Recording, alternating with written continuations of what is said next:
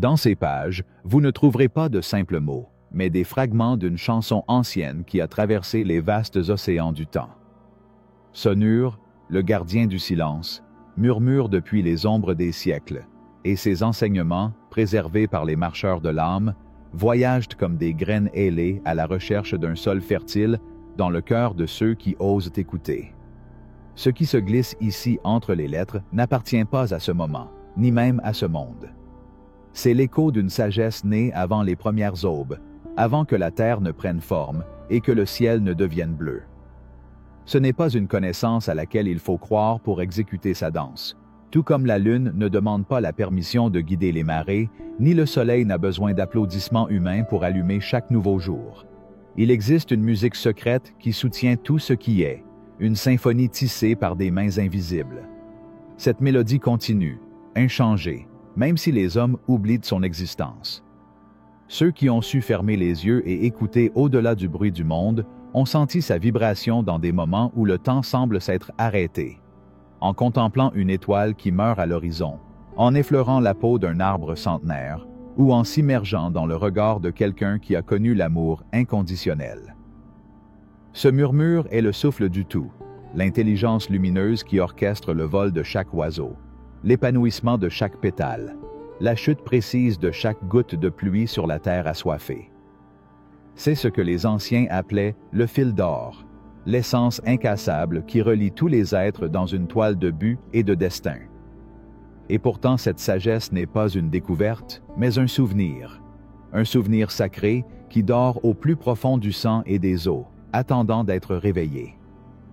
Les ancêtres de l'esprit, ceux qui marchaient parmi les montagnes et les déserts, parlant au vent et comprenant le langage des pierres, ne possédaient pas plus de pouvoir que vous. Ils se souvenaient simplement de ce qui n'aurait jamais dû être oublié.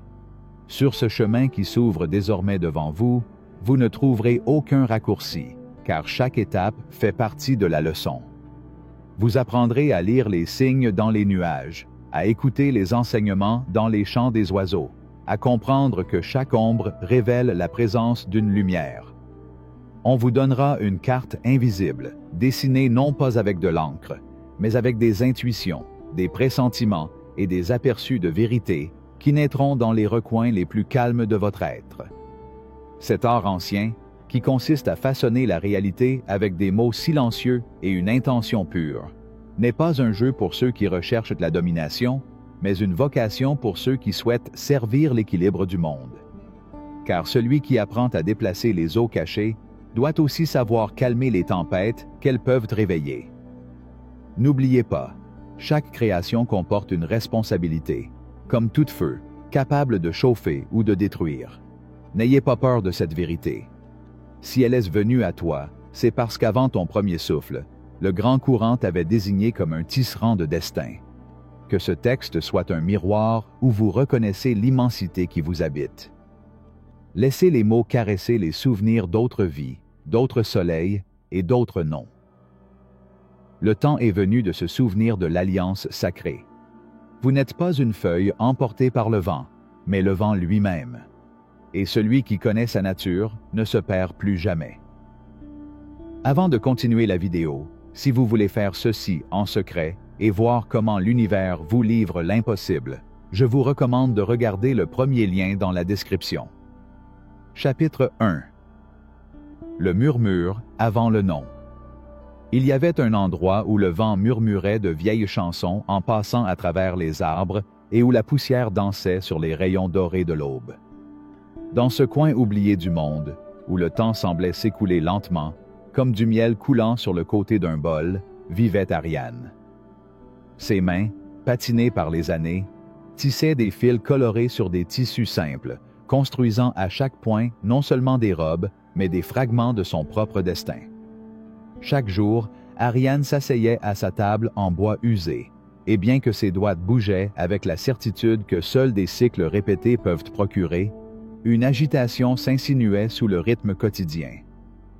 Entre le murmure des métiers à tisser et le chant lointain des oiseaux, quelque chose d'autre semblait se glisser.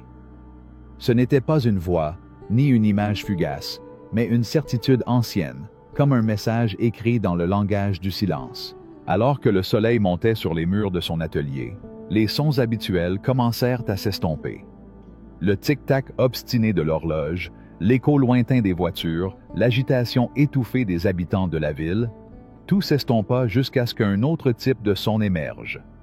Non pas avec les oreilles de la chair, mais avec ces autres qui s'éveillent au plus profond de l'âme quand on apprend à se taire.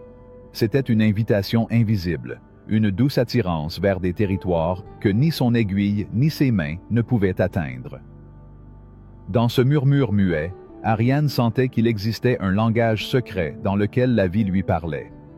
Les anciennes traditions soutenaient qu'avant d'entreprendre une véritable œuvre, il fallait apprendre à entendre les conseils qui jaillissent du grand courant qui soutient toute chose. Pas en mots, pas en vision claire, mais dans le vaste silence qui précède toute forme. Peut-être avez-vous vous-même vécu ces moments étranges où le monde quotidien devient translucide, comme un voile à peine tiré pour révéler une lueur derrière lui. Peut-être dans la caresse d'un vent inattendu, dans le regard d'un vieil homme qui traverse les années, ou dans le silence suspendu avant qu'un coup de tonnerre ne fend le ciel. Ce n'est pas de la fantaisie. C'est le premier écho de votre âme se souvenant de son essence oubliée. Chapitre 2. Le moteur invisible. Dans un autre coin du temps, Léandro, un maître horloger, avait consacré son existence à mesurer les minutes des autres. Entouré de minuscules mécanismes, d'aiguilles tenaces et de pendules infatigables, son atelier résonnait du même vieux son, ce battement artificiel des horloges. Pendant des années, il a cru que tout ce qui avait de la valeur était contenu dans cette mesure précise, que tout était de l'ordre des secondes qui s'écoulaient l'une après l'autre. Mais un après-midi, alors que le soleil se couchait derrière les cyprès, quelque chose de différent se produisit. C'est dans le bref intervalle entre deux tics, dans l'espace imperceptible entre deux souffles du temps, qu'il entendit autre chose, un pouls différent. Une époque ancienne, mesurée non pas par des mains ou des calendriers, mais par la fréquence des rêves et des désirs. Un rythme qui n'appartient pas aux heures, mais à l'âme. Depuis lors, il a compris que l'univers n'agit pas pour vous, mais à travers vous. Cette création ne naît pas de vos actions, mais de votre état d'être. Comme un champ qui fait germer des fleurs invisibles sous terre, la réalité prend forme à partir d'une conscience invisible. Ce que vous vivez, ce que vous êtes et ce que vous accomplissez ne sont que le reflet des graines plantées dans l'humus fertile de votre cœur. Tout comme un arbre ne se demande pas s'il mérite de naître avant d'élever ses feuilles vers la lumière, de même votre destin attend votre réveil. Arrêtez de chercher à l'extérieur ce qui a toujours été à l'intérieur. Et dans une maison baignée par le parfum de l'encens et le chant lointain de l'eau, Naya, peintre de rêve, avait tenté, année après année, de capturer avec ses pinceaux la beauté secrète de la vie. Mais ces toiles, bien que pleines de couleurs, manquaient d'âme. Je n'ai pas réussi à trouver cette étincelle vive qui fait vibrer une œuvre au-delà de la matière. Jusqu'au jour où, épuisée d'avoir essayé, elle a mis le pinceau de côté et s'est laissée aller à être. Assise devant la fenêtre ouverte, elle laissait son esprit devenir immobile comme un lac à l'aube. Et dans cet espace propre et pur, les images ne venaient pas d'un effort, mais d'un lieu inconnu et sacré. Lorsqu'il reprenait le pinceau, il bougeait comme s'il était porté par une autre main, et son œuvre respirait. Il a compris, comme vous le comprendrez peut-être, que tout ce qui naît avec authenticité ne vient pas de la volonté, mais d'un espace plus profond qui habite en chacun de nous. Que la graine de la réalité pousse dans les profondeurs où même la pensée ne peut atteindre. Ce n'est que lorsque l'être s'aligne sur ce courant éternel que tout coule. Le voyage vers l'art sacré de créer votre vie commence, comme tout ce qui est essentiel, dans le silence. À l'aube ou au crépuscule, trouvez un coin où ni les voix ni les horloges ne peuvent vous atteindre. Ne demandez rien, n'attendez pas de réponse, écoute juste. Parce qu'avant qu'un mot ne soit prononcé en vous, l'univers vous parle déjà. Et dans ce premier murmure, tout est contenu. Chapitre 3. L'art des réflexions.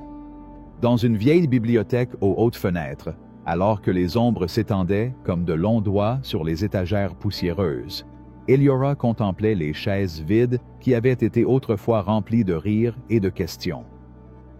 Chacun de ces sièges était un rappel d'un autre jour de rêve brisé. Ses épaules, fatiguées par des années d'attente et de promesses non tenues, s'affaissèrent tandis que son âme murmurait dans l'écho de la pièce. « Pourquoi semble-t-il que la vie insiste pour me refuser ce à quoi j'aspire? » Ce qu'Eliora n'avait pas encore compris, et ce que vous n'avez peut-être pas vu clairement non plus, c'est que l'existence ne se plie pas à vos paroles, ni même à vos actes, mais à la racine invisible de vos croyances les plus anciennes. Tout ce qui vous entoure est un miroir, et l'univers, dans son infinie tendresse déguisée en dureté, reflète fidèlement ce qui réside au plus profond de vous. Lorsque vous craignez la perte vous rattrape. Quand on s'attend à une trahison, elle arrive. Mais ce n'est pas une punition, mais une révélation. Chaque instant, chaque circonstance, chaque rencontre est un miroir qui reflète l'écho de vos pensées et émotions les plus fidèles. Vos mains peuvent se cacher, vos lèvres peuvent être silencieuses, mais votre intérieur se projette. Vos relations amoureuses reflètent l'image que vous avez acceptée de vous-même. Votre santé danse au rythme de votre harmonie ou de vos tempêtes intérieures. Vos ressources répondent à l'idée que vous avez de savoir si vous les méritez ou non. Rien, absolument rien, n'arrive par hasard. Tout arrive à partir de toi. Près de la forêt, dans une cabane où les cyprès murmuraient de vieilles prières au vent, Dorian avait enfermé son cœur après des années de déception. Il évitait les visages, craignant d'y voir le reflet de vieilles blessures. Cependant, dans cette solitude prolongée, il commença à entendre une voix qui ne venait pas de l'extérieur, mais des fissures de sa propre poitrine. Il comprit que ceux qui le rejetaient ne faisaient que lui renvoyer la condamnation qu'il s'était imposée à lui-même. Que la sévérité de son père était l'écho de sa propre condamnation intérieure. Que l'absence d'affection n'était rien de plus que son incapacité à recevoir. Un jour, alors que la brume couvrait encore les champs, Dorian changea ses habitudes. Au lieu de maudire les noms de ceux qui lui ont fait du mal, il a commencé à les bénir silencieusement. Et à chaque bénédiction, un nœud était défait. Il comprit que personne n'avait été son ennemi, mais plutôt ses instructeurs, lui indiquant par leur existence les recoins où son âme avait besoin de guérir. Il n'était plus nécessaire de briser les miroirs, parce que le reflet ne change que lorsque la personne qui le regarde change. Chaque crépuscule, lorsque le jour se transforme en ombre douce et que les pensées s'apaisent, arrêtez-vous. Choisissez une scène qui vous a blessé et demandez-vous humblement, quelle partie de moi se reflète dans cela? Et là, dans cet acte sacré de regarder à l'intérieur, la véritable alchimie commence. Transformez la blessure en compréhension et la compréhension en amour. Respirez. Laissez le flux naturel de votre poitrine devenir doux. Laissez vos pensées se poser comme des feuilles sur un étang sans vent.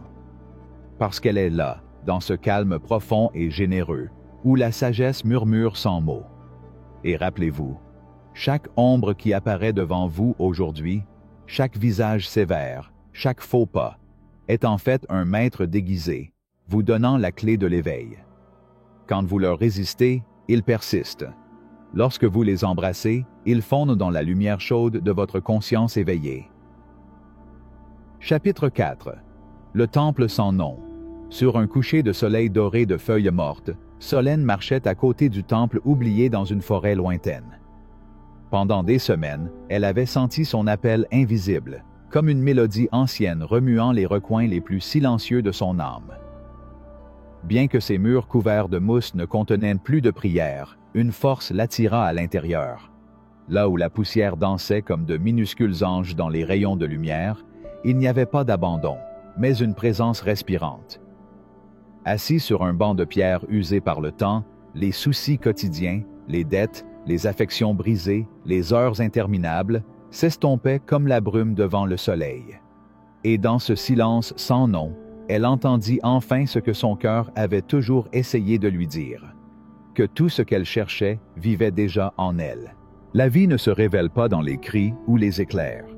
Parler dans le murmure avant la pensée, dans la douce vibration qui précède la parole.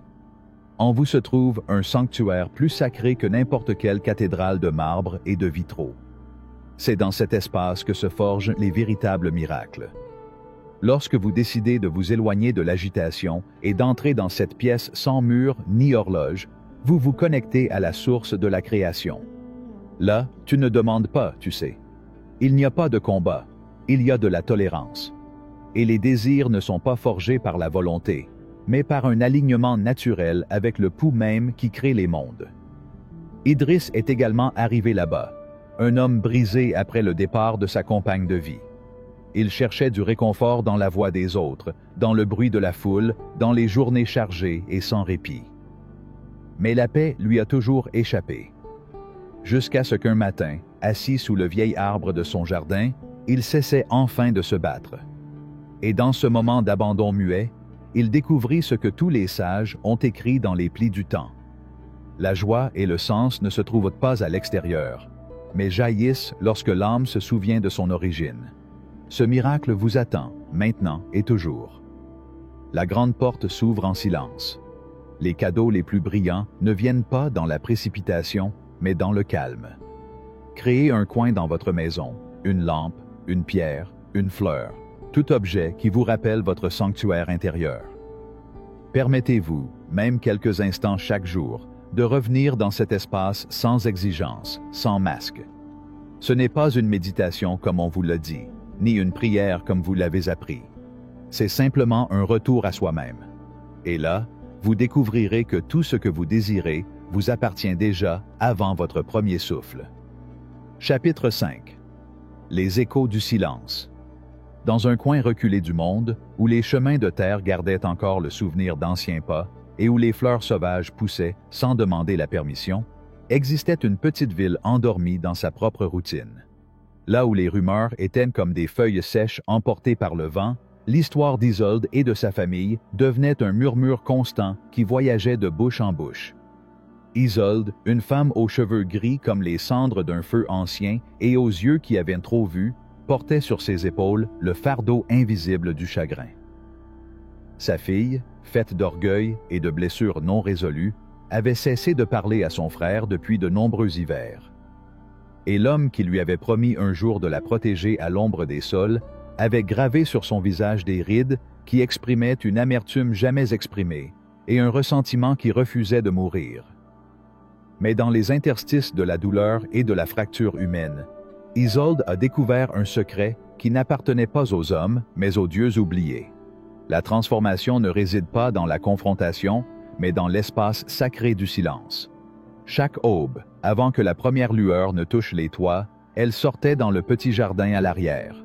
Là, parmi les herbes sauvages et les pierres couvertes de mousse, il ferma les yeux, respira l'odeur de la terre humide et s'abandonna à l'or invisible de la bénédiction. Je n'ai rien demandé. Il n'a pas accusé. Il n'a pas corrigé. Il ne voyait qu'avec un cœur ouvert chacun des siens, les enveloppant d'une lumière qui naissait du centre même de sa poitrine.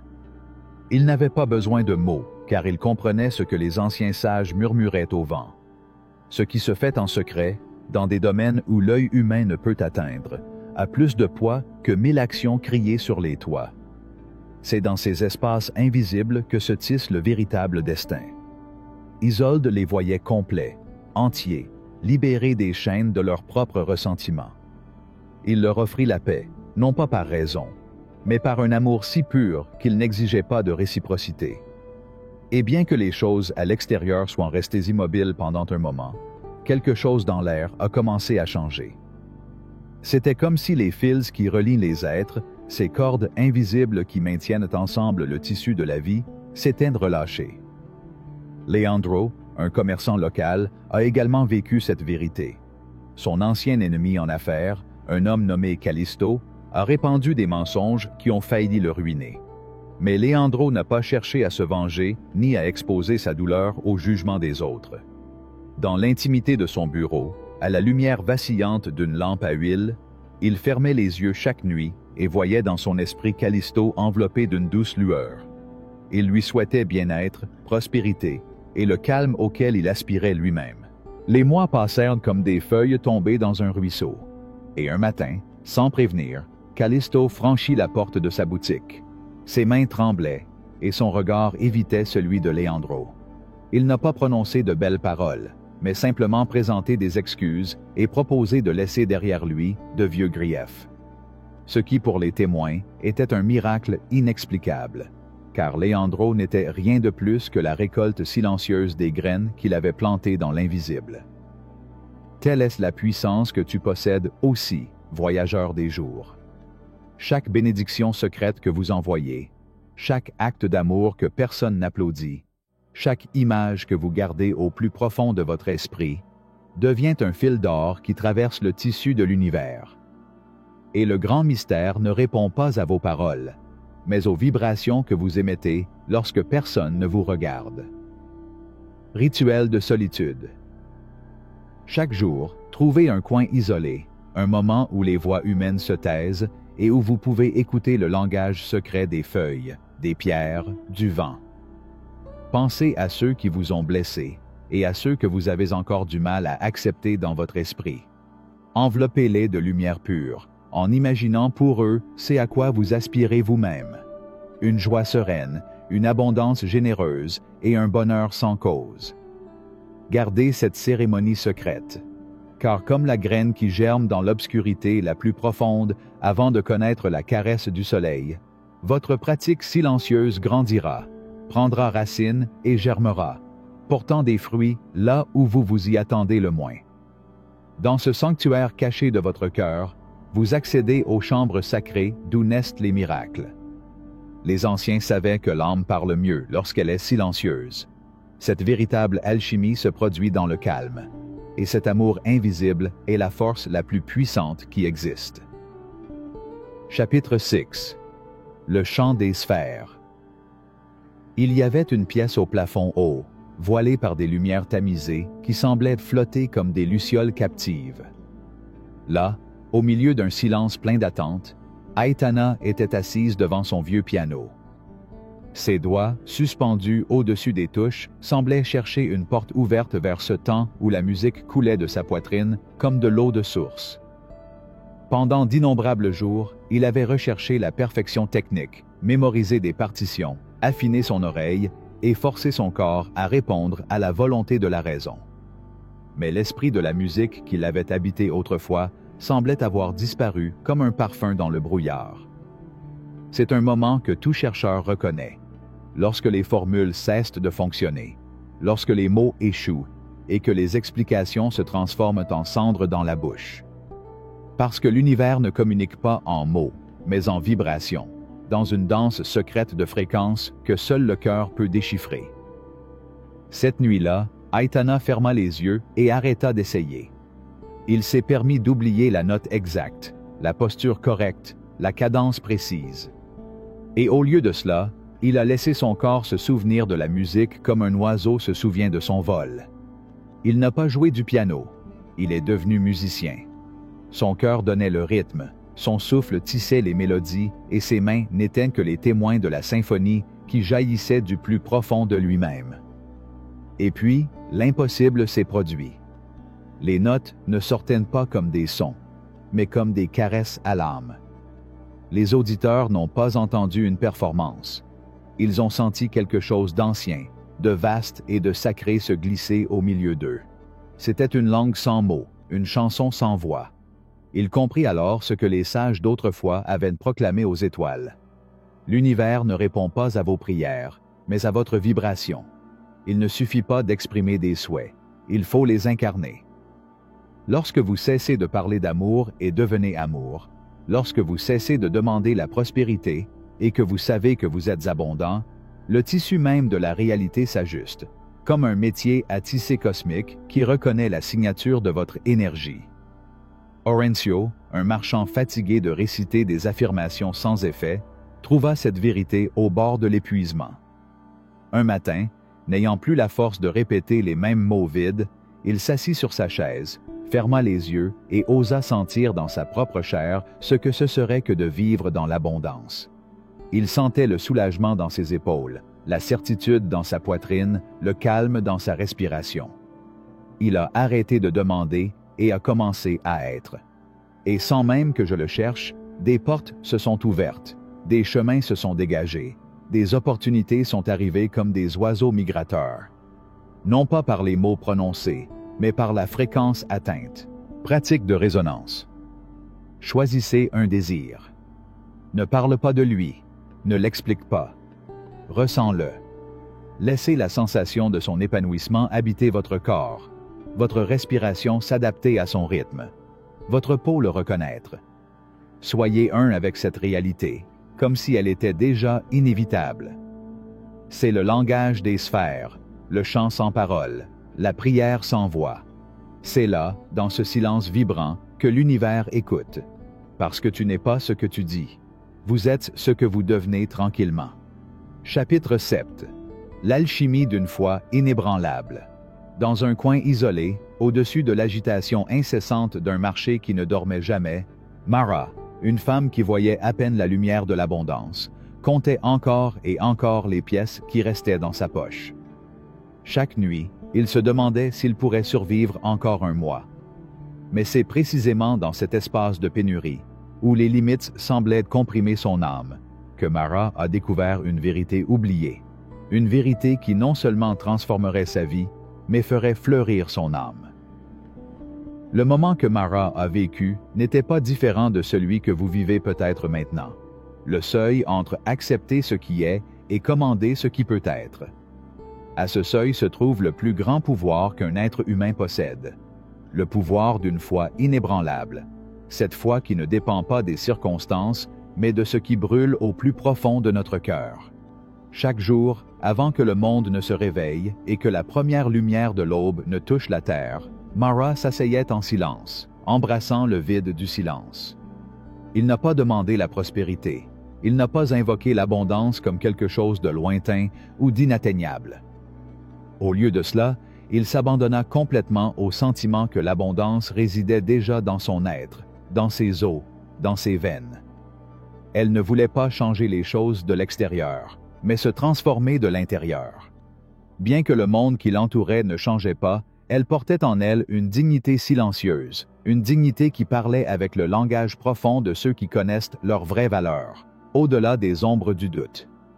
Au fil des mois, des opportunités ont commencé à apparaître, non pas comme des fruits du hasard, mais comme le déroulement naturel d'une loi universelle. L'univers, reflet de sa certitude intérieure, ne pouvait que manifester ce que Mara ressentait déjà dans son être. Et la vérité qui a guidé tous les grands êtres à travers les temps reste intacte. La foi n'est pas une réaction à la réalité. C'est le plan sur lequel la réalité elle-même est construite. Juan, un homme qui avait rejeté ses enseignements comme de vaines illusions, s'est retrouvé à la croisée des chemins. Son esprit logique avait construit des murs autour de son propre potentiel, le convainquant que tout ce dont il avait rêvé n'était qu'un fantasme. Mais un jour, déterminé à défier les lois de la pensée et du raisonnement, il osa croire, malgré les preuves qui parlaient contre lui. Il décida de ne pas faire confiance à ce que ses yeux lui montraient, mais à ce que son esprit savait être possible. Sa transformation a commencé au moment même où elle a cessé d'attendre des preuves extérieures et est devenue la preuve vivante de ce qui est possible pour l'âme qui ose croire. Vous, chers lecteurs, possédez ce même pouvoir. Vos croyances ne sont pas simplement des pensées qui traversent votre esprit. Ce sont des forces actives et puissantes qui façonnent l'essence même de votre réalité. Ce que vous acceptez comme vrai au plus profond de votre être devient votre monde extérieur. Et ce n'est pas de la magie vide de sens, c'est une loi universelle aussi vieille que l'existence elle-même. Exercice. Prenez une feuille de papier et écrivez une lettre du futur. Écrivez comme si vous aviez déjà réalisé tout ce que vous désirez, comme si tout était accompli, complet. Ensuite, lisez-le secrètement chaque matin, en laissant ces mots émerger des profondeurs de votre être, décrivant de manière vivante la vie que vous avez manifestée. Scellez ce message avec une foi inébranlable, sachant que le temps n'est rien de plus qu'une illusion. Dans le présent, votre futur existe déjà.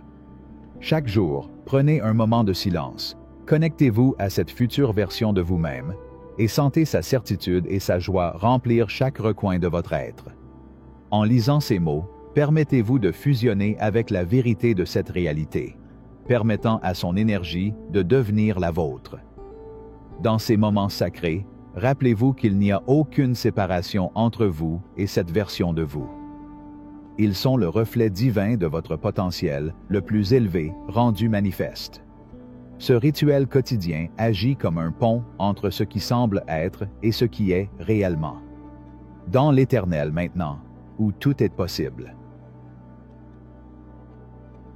Chapitre 8. Le temps, un voile qui cache le portail éternel. Dans un jardin baigné par la lumière dorée de l'aube, Hélène soignait les fleurs de son petit refuge. Chaque jour, elle s'immergeait dans la beauté de ses roses, tandis que son esprit s'envolait vers l'avenir, vers la vie qu'elle rêvait d'atteindre un jour. Ses rêves semblaient aussi lointains que les étoiles, brillants et lointains, mais inaccessibles. Mais un jour, dans une parfaite synchronicité de l'univers, tout a changé. Peut-être que vous aussi vous vous retrouvez piégé dans l'illusion du temps. L'esprit humain, comme une vieille rivière, murmure toujours un avenir meilleur. Quand les circonstances changent, quand tout s'aligne, quand vous êtes enfin prêt. Mais cette attente constante du moment parfait, est le même voile qui cache le pouvoir qui réside déjà en vous. L'univers ne connaît pas demain. L'univers ne répond qu'au présent, à ce moment sacré où toutes les possibilités sont présentes. Quand Helena a finalement réalisé que son attente ne faisait qu'alimenter son impuissance, elle a décidé de s'abandonner au présent. Il a arrêté d'attendre la permission du futur. Et dans cet abandon au présent, son monde entier a été transformé. C'est la sagesse que les grands sages ont gardée pendant des siècles. Il n'y a pas de chemin vers le pouvoir. Le pouvoir est dans le présent. Votre capacité à vous manifester ne dépend pas d'un futur lointain, mais de votre volonté d'habiter pleinement ce moment. Manuel, pour sa part, portait depuis des années le poids des regrets du passé. Ses souvenirs étaient devenus des pierres qu'il portait lourdement dans les poches de son âme. Pendant longtemps, il a cru que la guérison ne viendrait que lorsqu'il pourrait comprendre et donner un sens à ce qu'il avait fait de mal. Mais la paix ne l'a jamais touché. Ce n'est que lorsqu'il a cessé de regarder en arrière, de chercher des réponses dans le temps, que quelque chose a commencé à guérir. Dans un moment quotidien, en regardant les feuilles danser au rythme du vent, Manuel s'autorisait à être simplement présent. Elle sentit l'air frais caresser sa peau et s'abandonna à l'instant présent. Ce faisant, les fardeaux du passé, ces regrets qui l'entraînaient vers le bas, se sont dissous. Dans ce moment de pure présence, il a compris que le présent n'est pas seulement l'espace de guérison, mais le seul endroit où la vie se produit vraiment. Le passé n'est que mémoire. L'avenir n'est qu'imagination. C'est seulement maintenant que nous avons le pouvoir de transformer notre réalité. Lorsque nous entrons pleinement dans ce moment, nous entrons dans l'espace intemporel d'où toute création prend naissance. Dans l'éternel présent, les miracles n'attendent pas de se produire. Ils se produisent déjà. Pratique. Aujourd'hui, choisissez une tâche quotidienne, une de celles que vous faites sans réfléchir, et faites-la avec une présence totale. Pendant que vous faites la vaisselle, marchez ou respirez, laissez vos sens s'éveiller pleinement. Ressentez chaque détail, la température, les textures, les sons. Ce simple moment contient la totalité de l'existence. C'est votre portail vers le pouvoir. Faites-le avec toute votre conscience. Sentez l'eau sur vos mains. Remarquez comment les surfaces réagissent à votre toucher. Écoutez la mélodie des sons qui passent généralement inaperçus. Dans cet acte de pure présence, vous découvrirez que le banal cache une profonde énergie sacrée. C'est votre accès au pouvoir, votre clé pour débloquer les trésors déjà présents dans votre vie quotidienne. Chapitre 9. L'alchimie d'une foi inébranlable. Dans un coin isolé, au-dessus de l'agitation incessante d'un marché qui ne dormait jamais, Mara, une femme qui voyait à peine la lumière de l'abondance, comptait encore et encore les pièces qui restaient dans sa poche. Chaque nuit, il se demandait s'il pourrait survivre un mois de plus. Mais c'est précisément dans cet espace de pénurie, où les limites semblaient comprimer son âme, que Mara a découvert une vérité oubliée, une vérité qui non seulement transformerait sa vie, mais ferait fleurir son âme. Le moment que Mara a vécu n'était pas différent de celui que vous vivez peut-être maintenant, le seuil entre accepter ce qui est et commander ce qui peut être. À ce seuil se trouve le plus grand pouvoir qu'un être humain possède, le pouvoir d'une foi inébranlable, cette foi qui ne dépend pas des circonstances, mais de ce qui brûle au plus profond de notre cœur. Chaque jour, avant que le monde ne se réveille et que la première lumière de l'aube ne touche la terre, Mara s'asseyait en silence, embrassant le vide du silence. Il n'a pas demandé la prospérité. Il n'a pas invoqué l'abondance comme quelque chose de lointain ou d'inatteignable. Au lieu de cela, il s'abandonna complètement au sentiment que l'abondance résidait déjà dans son être, dans ses os, dans ses veines. Elle ne voulait pas changer les choses de l'extérieur, mais se transformer de l'intérieur. Bien que le monde qui l'entourait ne changeait pas, elle portait en elle une dignité silencieuse, une dignité qui parlait avec le langage profond de ceux qui connaissent leur vraie valeur, au-delà des ombres du doute. Au fil des mois, des opportunités ont commencé à apparaître, non pas comme des fruits du hasard, mais comme le déroulement naturel d'une loi universelle. L'univers, reflet de sa certitude intérieure, ne pouvait que manifester ce que Mara ressentait déjà dans son être. Et la vérité qui a guidé tous les grands êtres à travers les temps reste intacte. La foi n'est pas une réaction à la réalité. C'est le plan sur lequel la réalité elle-même est construite. Guan, un homme qui avait rejeté ses enseignements comme de vaines illusions, s'est retrouvé à la croisée des chemins. Son esprit logique avait construit des murs autour de son propre potentiel, le convainquant que tout ce dont il avait rêvé n'était qu'un fantasme.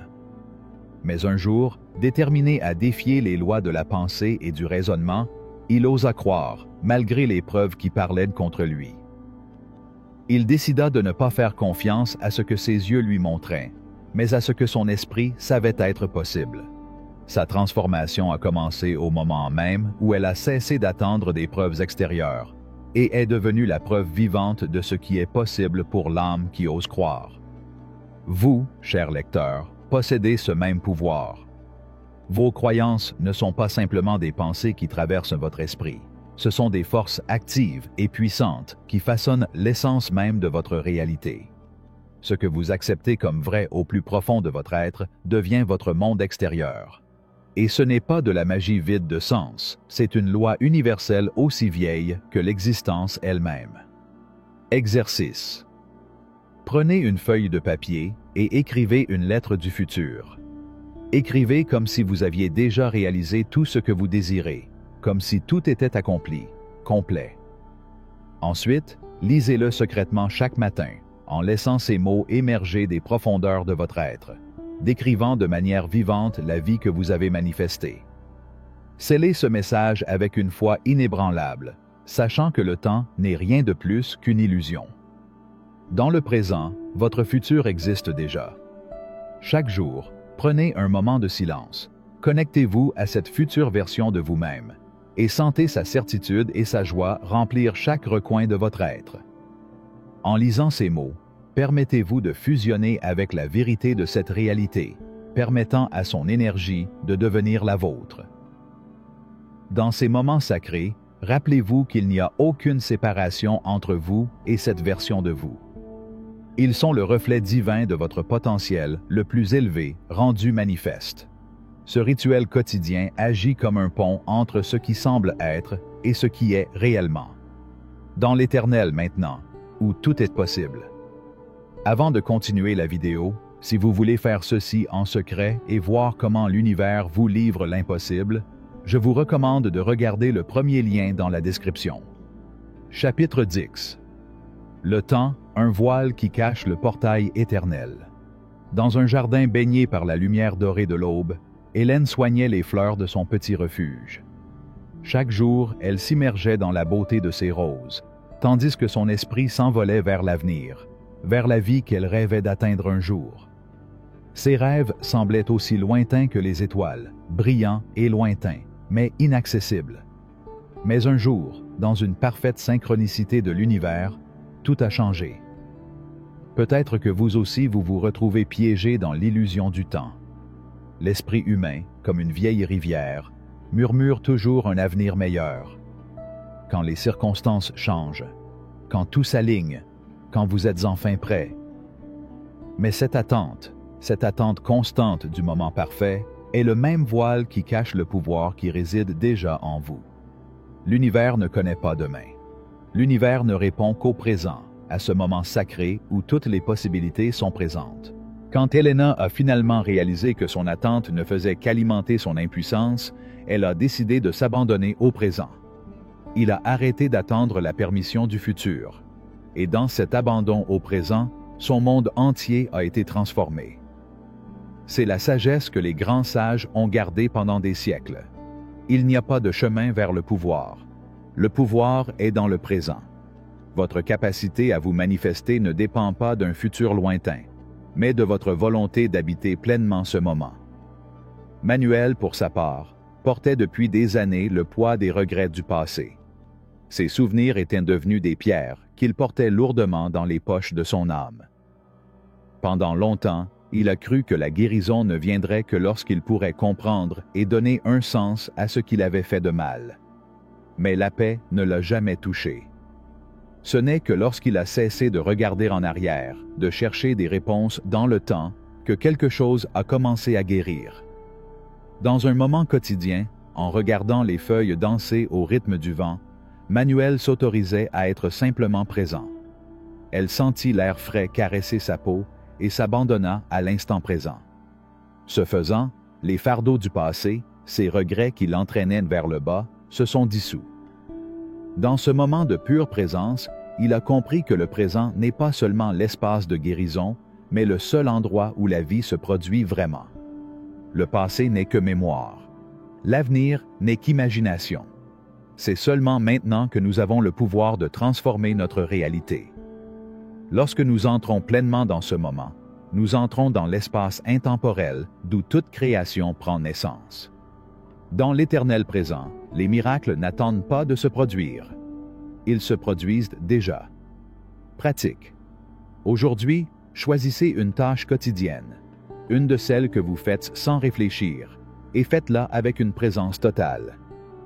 Pendant que vous faites la vaisselle, marchez ou respirez, laissez vos sens s'éveiller pleinement.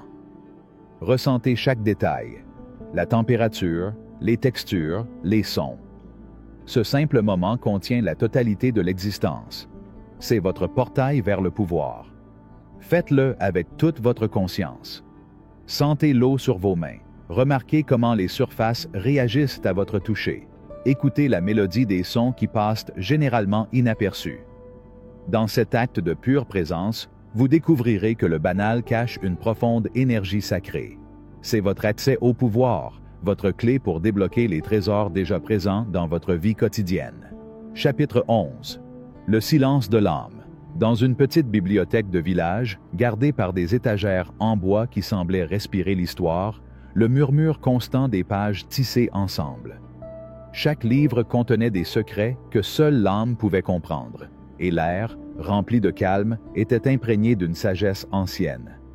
François, un homme qui passait ses journées parmi les livres et les mots, a découvert une vérité qui allait transformer non seulement sa vie, mais la structure même de son existence. Chaque soir, après avoir fermé les portes de la bibliothèque, il rentrait chez lui. Mais sa journée ne s'est pas terminée avec ce simple geste. Il y avait un rituel qui l'attendait, un acte sacré qui reliait son être à l'univers.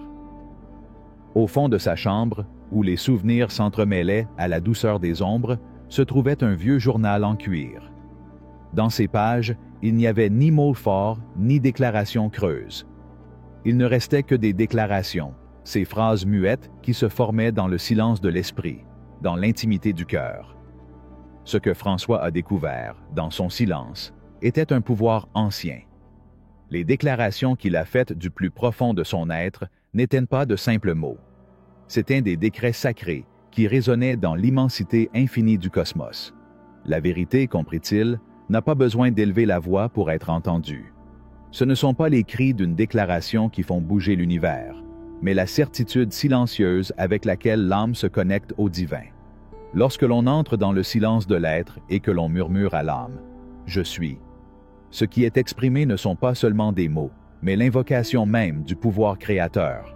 Dans ce murmure, aussi léger que le vent qui caresse les montagnes, réside le pouvoir de la création elle-même, un langage que seule l'âme comprend, une conversation profonde entre la conscience et l'infini. Dans son bureau, Stanley, un homme dont la vie était constamment envahie par les discours et les applaudissements, trouvait refuge dans le silence. Entouré de bruits extérieurs, la voix intérieure de son être était la seule qui pouvait lui apporter la paix. Dans la solitude de son espace, il commença à déclarer silencieusement ce que son âme savait déjà. Son identité, son être le plus profond, ne se trouvait pas dans les titres que le monde lui accordait, mais dans sa connexion intime avec la divinité. Personne n'était au courant de ce changement.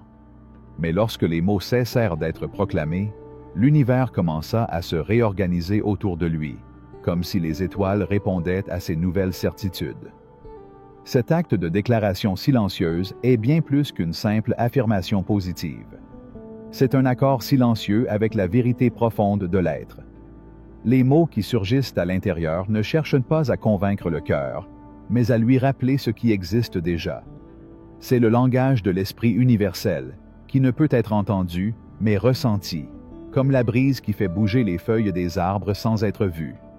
Et ainsi, chaque nuit, alors que l'on s'approche du seuil du sommeil, on peut, dans le calme de l'obscurité, murmurer à son âme « Je suis ». Et ce faisant, l'âme s'aligne avec le flux éternel de l'univers, ce flux qui soutient la création à chaque respiration. Exercice. Avant d'aller dormir, écrivez 3 phrases « Je suis » dans un cahier que vous seul possédez. Faites-le en silence, dans l'intimité de votre être, en ressentant chaque mot non pas comme un souhait, mais comme une déclaration de vérité universelle. Alors que le monde extérieur se dissout et que vous vous enfoncez dans l'espace sacré entre l'éveil et le sommeil, laissez ces mots émerger du cœur de votre être, comme une mélodie qui résonne au plus profond de votre âme. À ce moment-là, le pont entre le visible et l'invisible devient tangible, et les forces de l'univers s'alignent sur votre objectif le plus profond. Chapitre 12. Le don du cœur. Dans un jardin oublié par le temps, où les roses fleurissaient avec une beauté que les murs vieillissants ne pouvaient contenir, Hélène soignait soigneusement chaque fleur. Ses mains, délicates et sages, touchaient chaque pétale comme si chacun était un soupir de l'univers. Cependant, ceux qui la connaissaient ne savaient pas que son sourire, si chaleureux, n'atteignait pas la profondeur de ses yeux.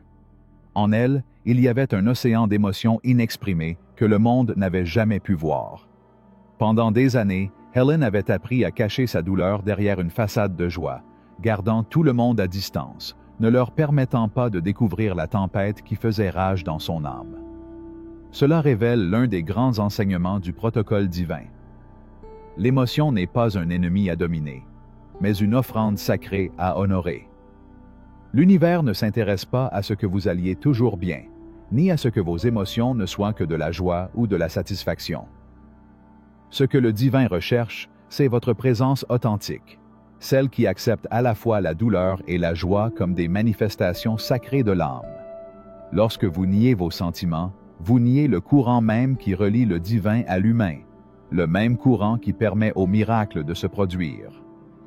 Votre émotion est l'énergie qui transporte l'essence de votre âme jusqu'aux coins les plus reculés du cosmos. Chaque larme, chaque rire est une prière profonde que l'univers reçoit avec révérence, la transformant en pure substance de la création. Le divin ne fait pas de distinction entre la tristesse et le bonheur. Les deux sont tout aussi précieux, car tous deux constituent l'essence même de votre expérience humaine. Warren, un homme dont la capacité à créer était connue de tous, portait en lui un rêve qu'il n'avait jamais laissé sortir. Il était seul dans son atelier une nuit, traçant le grain d'un morceau de bois encore incomplet. Et à cet instant, quelque chose en lui s'est brisé, comme un barrage cédant sous la force d'une rivière inarrêtable. Des larmes tombèrent sur le bois et, dans cet acte de reddition, l'univers commença à bouger. Dans les jours qui suivirent, les opportunités arrivèrent, comme attirées par la force d'un aimant invisible. Finalement, son rêve, qui dormait au plus profond de lui, commença à se manifester devant lui. Vos émotions, cher ami, ne sont pas des obstacles à la manifestation de vos rêves. Ils sont la substance même de la création. Lorsque vous les laissez couler sans jugement ni résistance, vous permettez à l'alchimie divine de transformer votre douleur en sagesse, votre joie en abondance et votre gratitude en lumière qui illumine les chemins de l'univers. Pratique. Chaque matin, avant que le monde ne se réveille, trouvez un moment de paix. Asseyez-vous en silence et laissez une émotion, que ce soit la joie, la tristesse, la gratitude ou l'amour, surgir du plus profond de vous-même. Permettez-vous de le ressentir complètement, sans vous précipiter pour le changer ou le juger. Sentez cette émotion se déployer dans votre être, comme l'écho d'une rivière qui coule doucement dans votre cœur. Et lorsque vous le faites, offrez cette émotion comme un cadeau sacré, sachant qu'en elle réside l'essence pure de votre âme. Faites-en un acte de dévotion quotidien, une cérémonie intime entre vous et le divin, où la vraie magie se trouve dans l'honnêteté de votre être. Chapitre 13. Le temps divin. Dans une modeste cabane au bord de la mer, Alma allumait une bougie chaque matin, laissant sa lumière briser l'obscurité de l'aube. Tandis que la flamme dansait doucement dans l'air, elle murmurait des prières au silence qui l'entourait.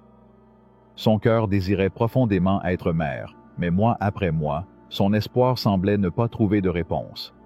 L'attente devint une douleur silencieuse, un soupir constant, jusqu'à ce qu'un matin, dans le silence de son âme, il découvre une vérité ancienne et oubliée.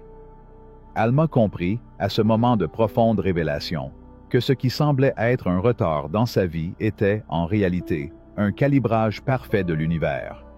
Tout dans la création était en parfaite synchronicité, chaque action, chaque souffle, chaque seconde, orchestrée avec une précision divine.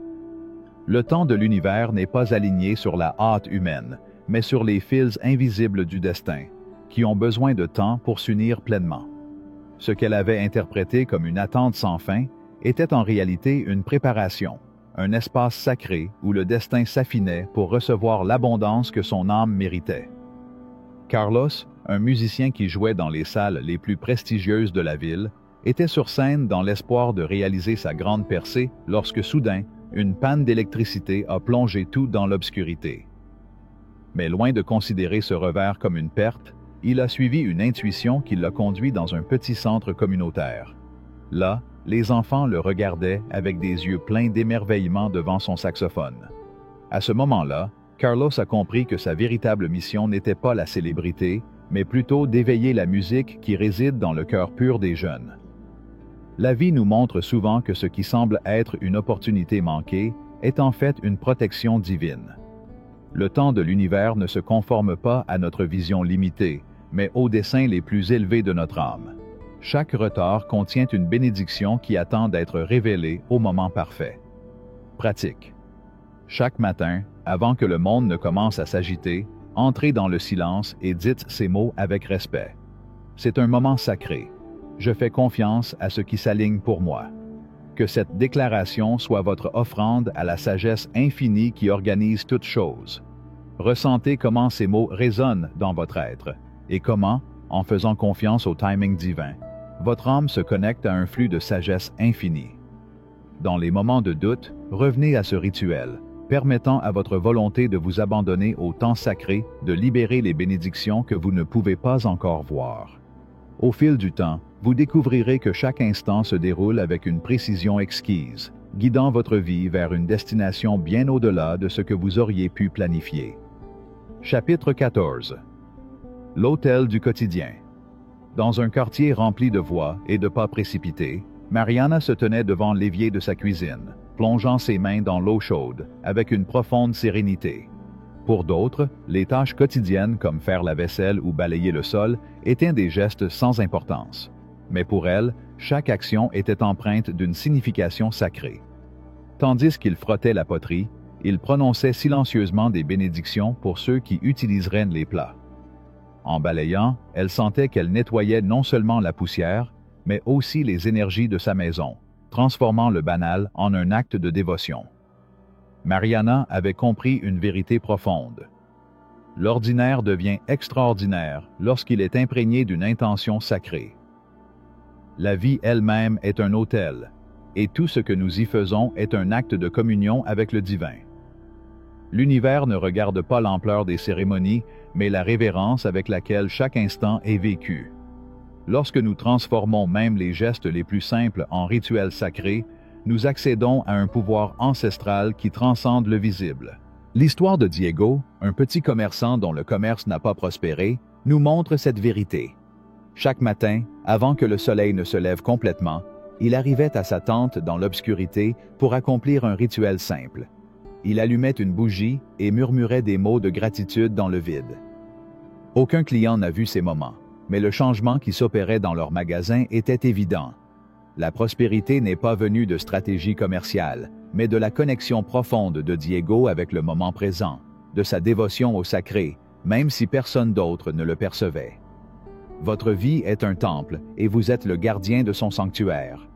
Les rituels les plus puissants sont ceux pratiqués seuls, où l'intention coule de manière pure et invisible. Chaque jour a le potentiel de devenir un acte de communion avec l'infini, un moment sacré qui n'a besoin d'aucun témoin, seulement de votre âme et de l'immensité de l'univers. Pratique. Créez un rituel personnel simple. Peut-être s'agit-il d'allumer une bougie, de préparer une tasse de thé ou simplement de prendre une profonde inspiration. Faites-le tous les jours, dans le calme du silence, avant que le monde ne commence à bouger. Cet acte sacré sera votre ancre vers le divin, un espace intime de dévotion. Le pouvoir ne réside pas dans la complexité de votre rituel, mais dans la profondeur de votre dévouement et de votre engagement constant. En vous consacrant à cet acte quotidien, vous découvrirez que les gestes les plus simples, accomplis avec une intention pure, deviennent des portes d'entrée vers une transformation profonde. Chapitre 15. L'éveil du pouvoir intérieur. Dans le calme d'un jardin illuminé par la douce lumière de la lune, Céleste se tenait devant les fleurs que sa grand-mère avait si soigneusement entretenues. Pendant des années, il a vécu comme l'ombre des attentes des autres, cherchant des réponses dans toutes les voies, sauf la sienne.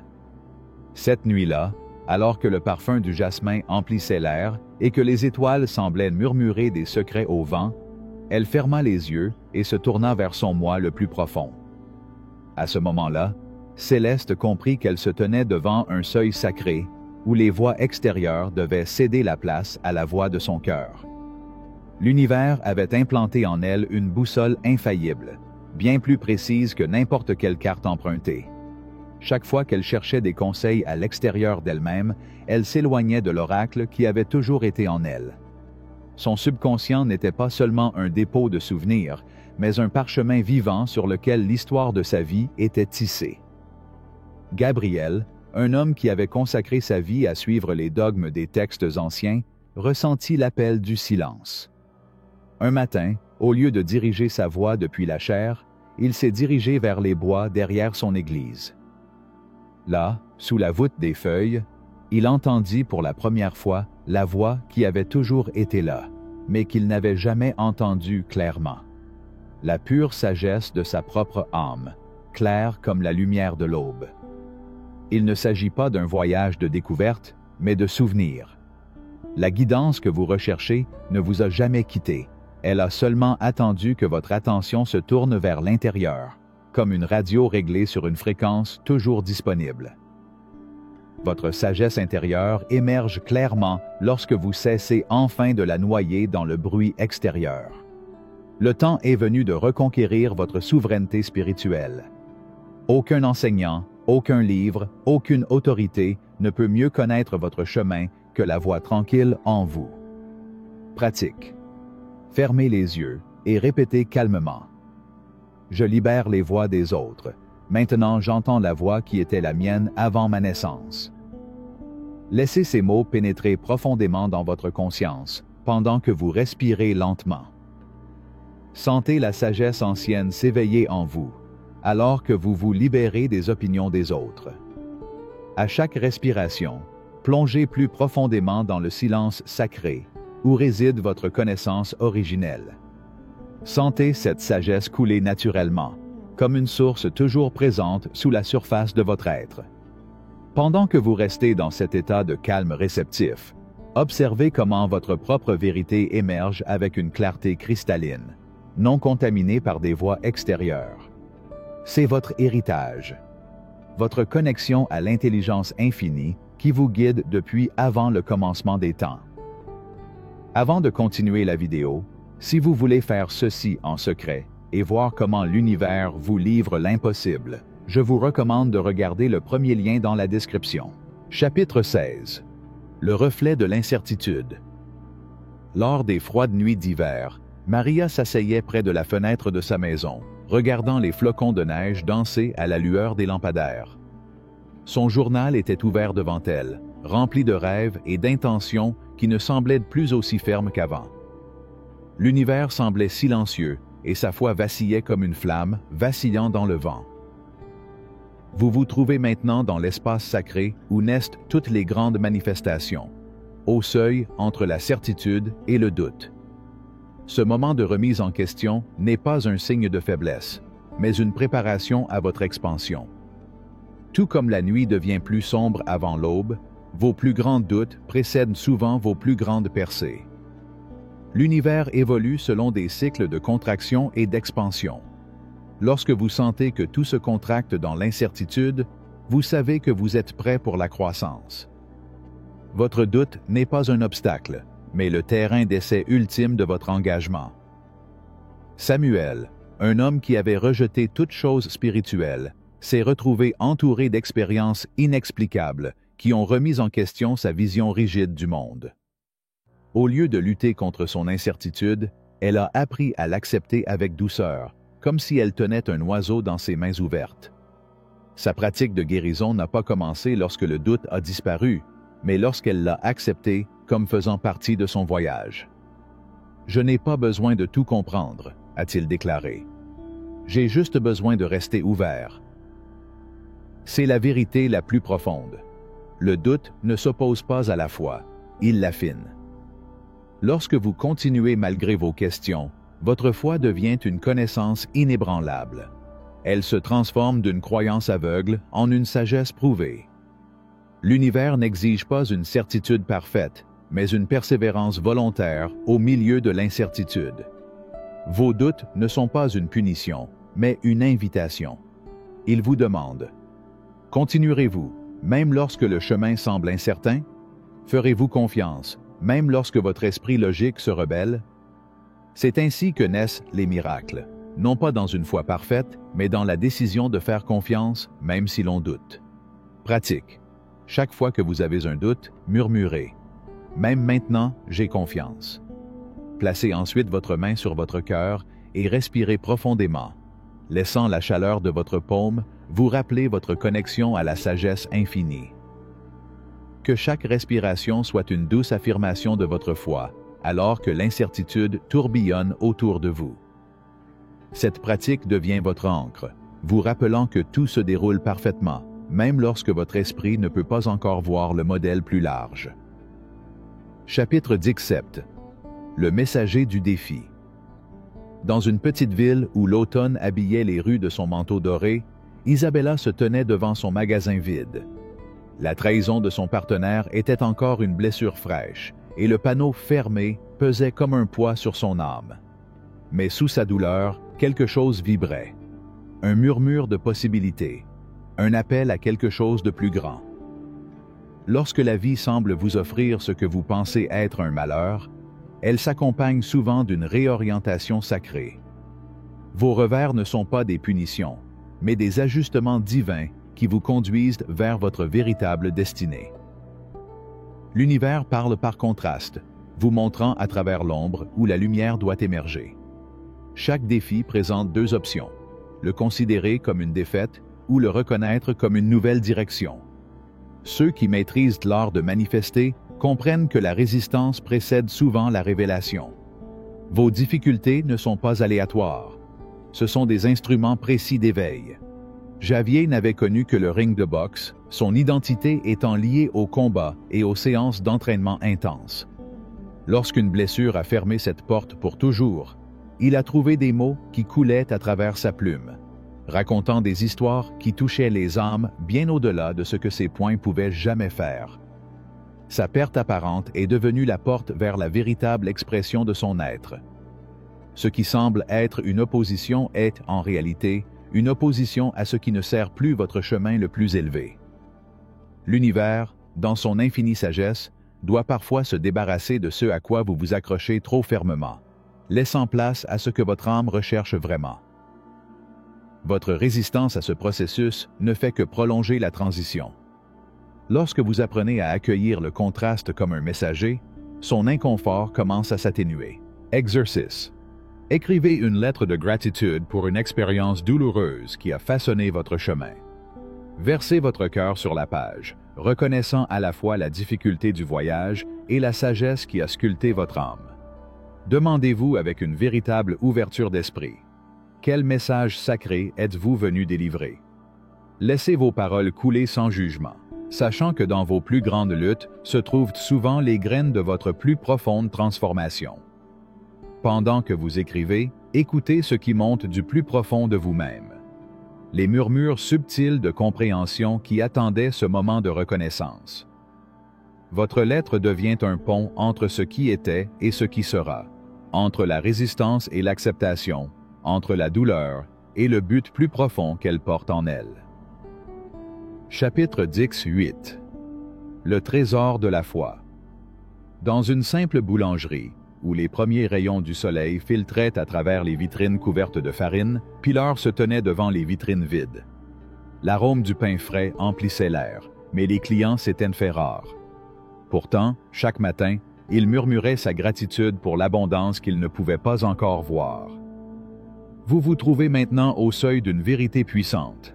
La foi n'est pas une illusion, elle est la monnaie de la création. Lorsque vous remerciez l'univers pour ce qui ne s'est pas encore manifesté, vous activez une loi ancienne qui transforme l'énergie en forme. Votre gratitude devient le pont entre l'invisible et le visible. Cette pratique exige plus que des mots.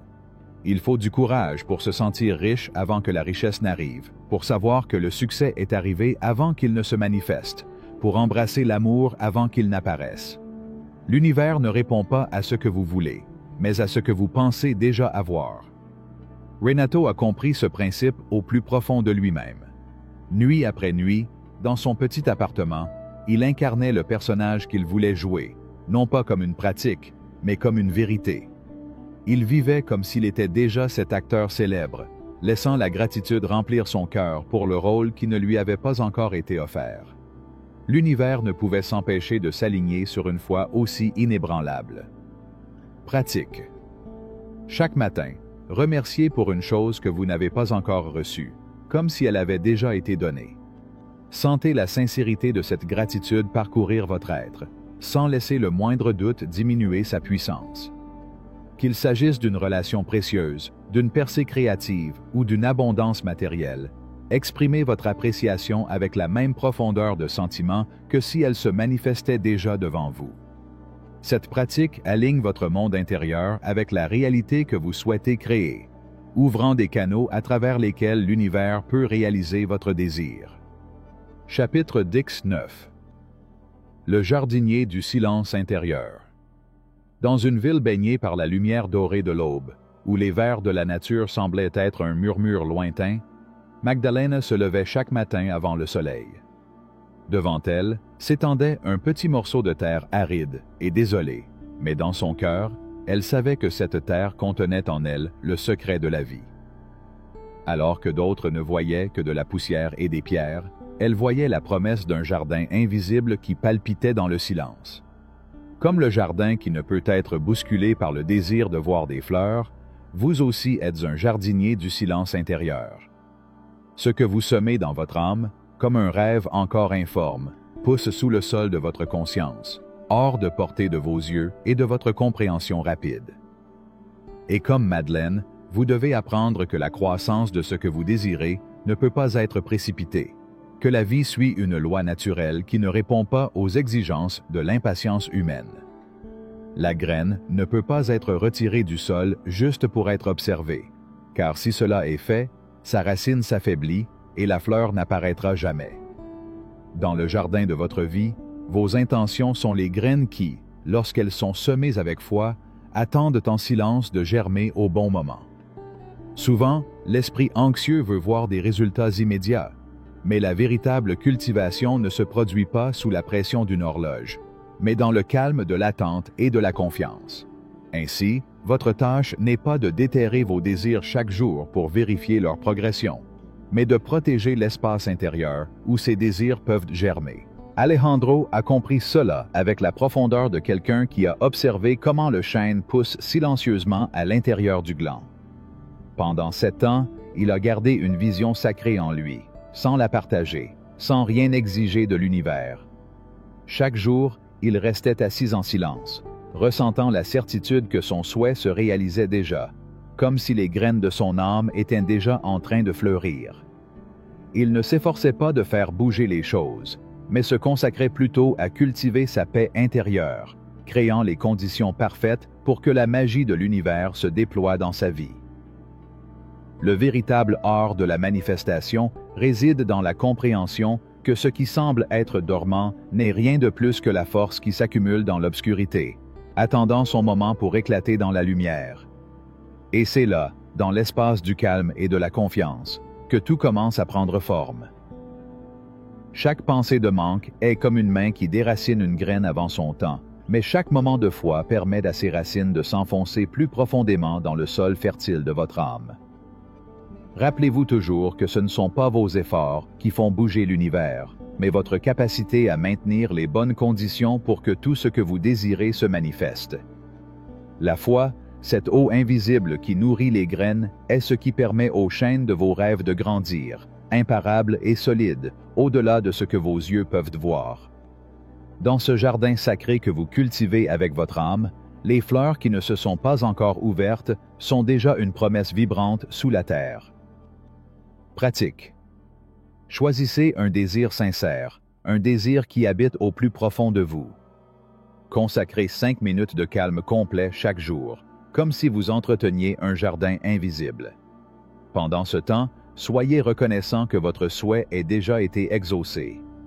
Ne cherchez pas de preuves extérieures et ne modifiez pas le cours de la terre avec vos peurs. Cultivez simplement votre foi, comme le jardinier qui entretient son jardin avec une patience infinie. Laissez votre âme danser avec la certitude que ce que vous avez semé poussera en son temps, lorsque les conditions seront parfaites. Chapitre 20. Le pouvoir du silence sacré. Dans une ville tranquille, où les secrets se tissaient comme des fleurs nocturnes qui ne s'ouvrent qu'à la lune, Sophia gardait ses rêves les plus précieux dans de petites notes, sous la douceur de son oreiller. Chaque aube, elle prenait un moment pour sceller ses intentions les plus profondes dans le silence de son être, sachant que ce qui n'était pas dit avait un pouvoir immense, une force capable de changer le cours du destin. C'est le chemin vers la deuxième clé du protocole divin, la maîtrise de l'intention scellée. Ce qui reste silencieux, non exposé à la lumière du jugement ou du doute, grandit avec une force tranquille, alimentée uniquement par l'amour pur que vous lui offrez dans votre cœur. Tout comme les plus belles fleurs ont besoin de l'obscurité de la nuit pour s'ouvrir à la lumière du jour, vos désirs ont besoin du calme de votre âme pour que leur énergie puisse grandir silencieusement, invisible à l'œil extérieur jusqu'à ce que le moment parfait arrive. Étienne a compris cette vérité lorsqu'il a décidé de cacher ses plus grands rêves, non pas par peur, mais par respect pour le mystère de la création. Pendant un cycle complet du soleil, il a gardé ses visions comme un trésor sacré en lui-même. Personne ne devrait les connaître, même pas en parole. Il les portait comme un secret entre lui et l'univers, laissant le silence les nourrir et les protéger. Chaque fois que quelqu'un lui demandait quels étaient ses projets, il souriait, sachant que le véritable pouvoir ne résidait pas dans les mots, mais dans le silence de l'intention. L'univers honore ce que vous considérez comme sacré. Lorsque vous décidez de sceller vos désirs dans le silence de votre âme, vous créez un espace où l'énergie divine se précipite, prête à combler ce vide. Ce n'est pas une simple dissimulation, c'est un acte d'alchimie spirituelle. Chaque fois que vous résistez à la tentation de parler de votre désir, vous lui donnez en réalité plus de pouvoir, comme une rivière qui ne lâche pas son eau jusqu'à ce qu'elle soit pleinement prête pour la révélation. Les mots ont un pouvoir incassable. Mais lorsqu'ils sont abandonnés à la dérive, sans précaution, ils perdent leur capacité à se transformer. Cependant, lorsqu'elles sont maintenues dans un silence respectueux, comme un désir gardé au plus profond du cœur, elles deviennent des flèches d'intention pure qui tirent régulièrement vers leur but, apportant avec elles tout ce qui est nécessaire à leur manifestation. La deuxième clé enseigne que la véritable création s'épanouit dans le silence sacré. Comme une graine sous la neige d'hiver, votre désir caché prend de la force dans le calme, attirant autour de lui tout ce dont il a besoin pour son parfait épanouissement. Pratique. Écrivez un souhait sincère, en laissant les mots couler de votre âme sans hésitation ni doute. Ensuite, pliez soigneusement le papier et placez-le dans une enveloppe, en le laissant dans un endroit sacré. Peut-être un objet qui vous relie au divin, comme une pierre spéciale ou un symbole de votre foi. C'est votre autel secret, votre pacte avec l'univers. Ne l'ouvrez pas et ne le partagez pas, car c'est un acte sacré entre votre être et l'énergie infinie qui vous entoure. Laissez le silence de votre intention parler pour vous et ayez confiance que l'univers vous écoute déjà. Chapitre 21. Le chemin de la grande sagesse. Dans un petit coin de ville où le temps passait lentement comme du miel, Alma s'asseyait chaque matin à son métier à tisser, ses doigts dansant sur les fils avec une dextérité que seules les années pouvaient lui offrir. Chaque jour, avant de commencer son travail, il murmurait silencieusement dans l'air. Marche avec moi. Ce qui a commencé comme une simple habitude quotidienne est rapidement devenu le fil qui allait tisser une nouvelle vie, comme une tapisserie invisible se déroulant devant elle. Par l'éveil de l'âme, vous atteignez une vérité aussi vieille que le souffle du vent. L'univers n'est pas une force lointaine à implorer, mais une présence subtile et proche qui danse avec vous à chaque étape de votre voyage. Cette intelligence divine n'est pas séparée de vous. Au contraire, elle se manifeste dans chacun de vos mouvements, dans chacune de vos pensées, dans chacune de vos respirations. Lorsque vous vous alignez sur elle, les décisions ne naissent plus de l'effort humain, mais d'une sagesse qui vous transcende. Alma a découvert, au fil du temps, que lorsqu'elle abandonnait le contrôle, remettant chaque pensée et chaque action entre les mains de la grande sagesse, la vie commençait à lui répondre d'une manière qu'aucun plan humain n'aurait pu orchestrer. Les gens arrivaient dans son magasin juste au bon moment. Des solutions surgissaient d'endroits inattendus. Même le temps qu'il passait dans le bus semblait guidé par une main invisible. Et votre relation avec l'univers n'est pas censée être une relation de supplication et de prière, mais une relation de fluidité et d'harmonie, comme une vague s'abandonnant à l'océan. Vous n'êtes pas séparé de cette force.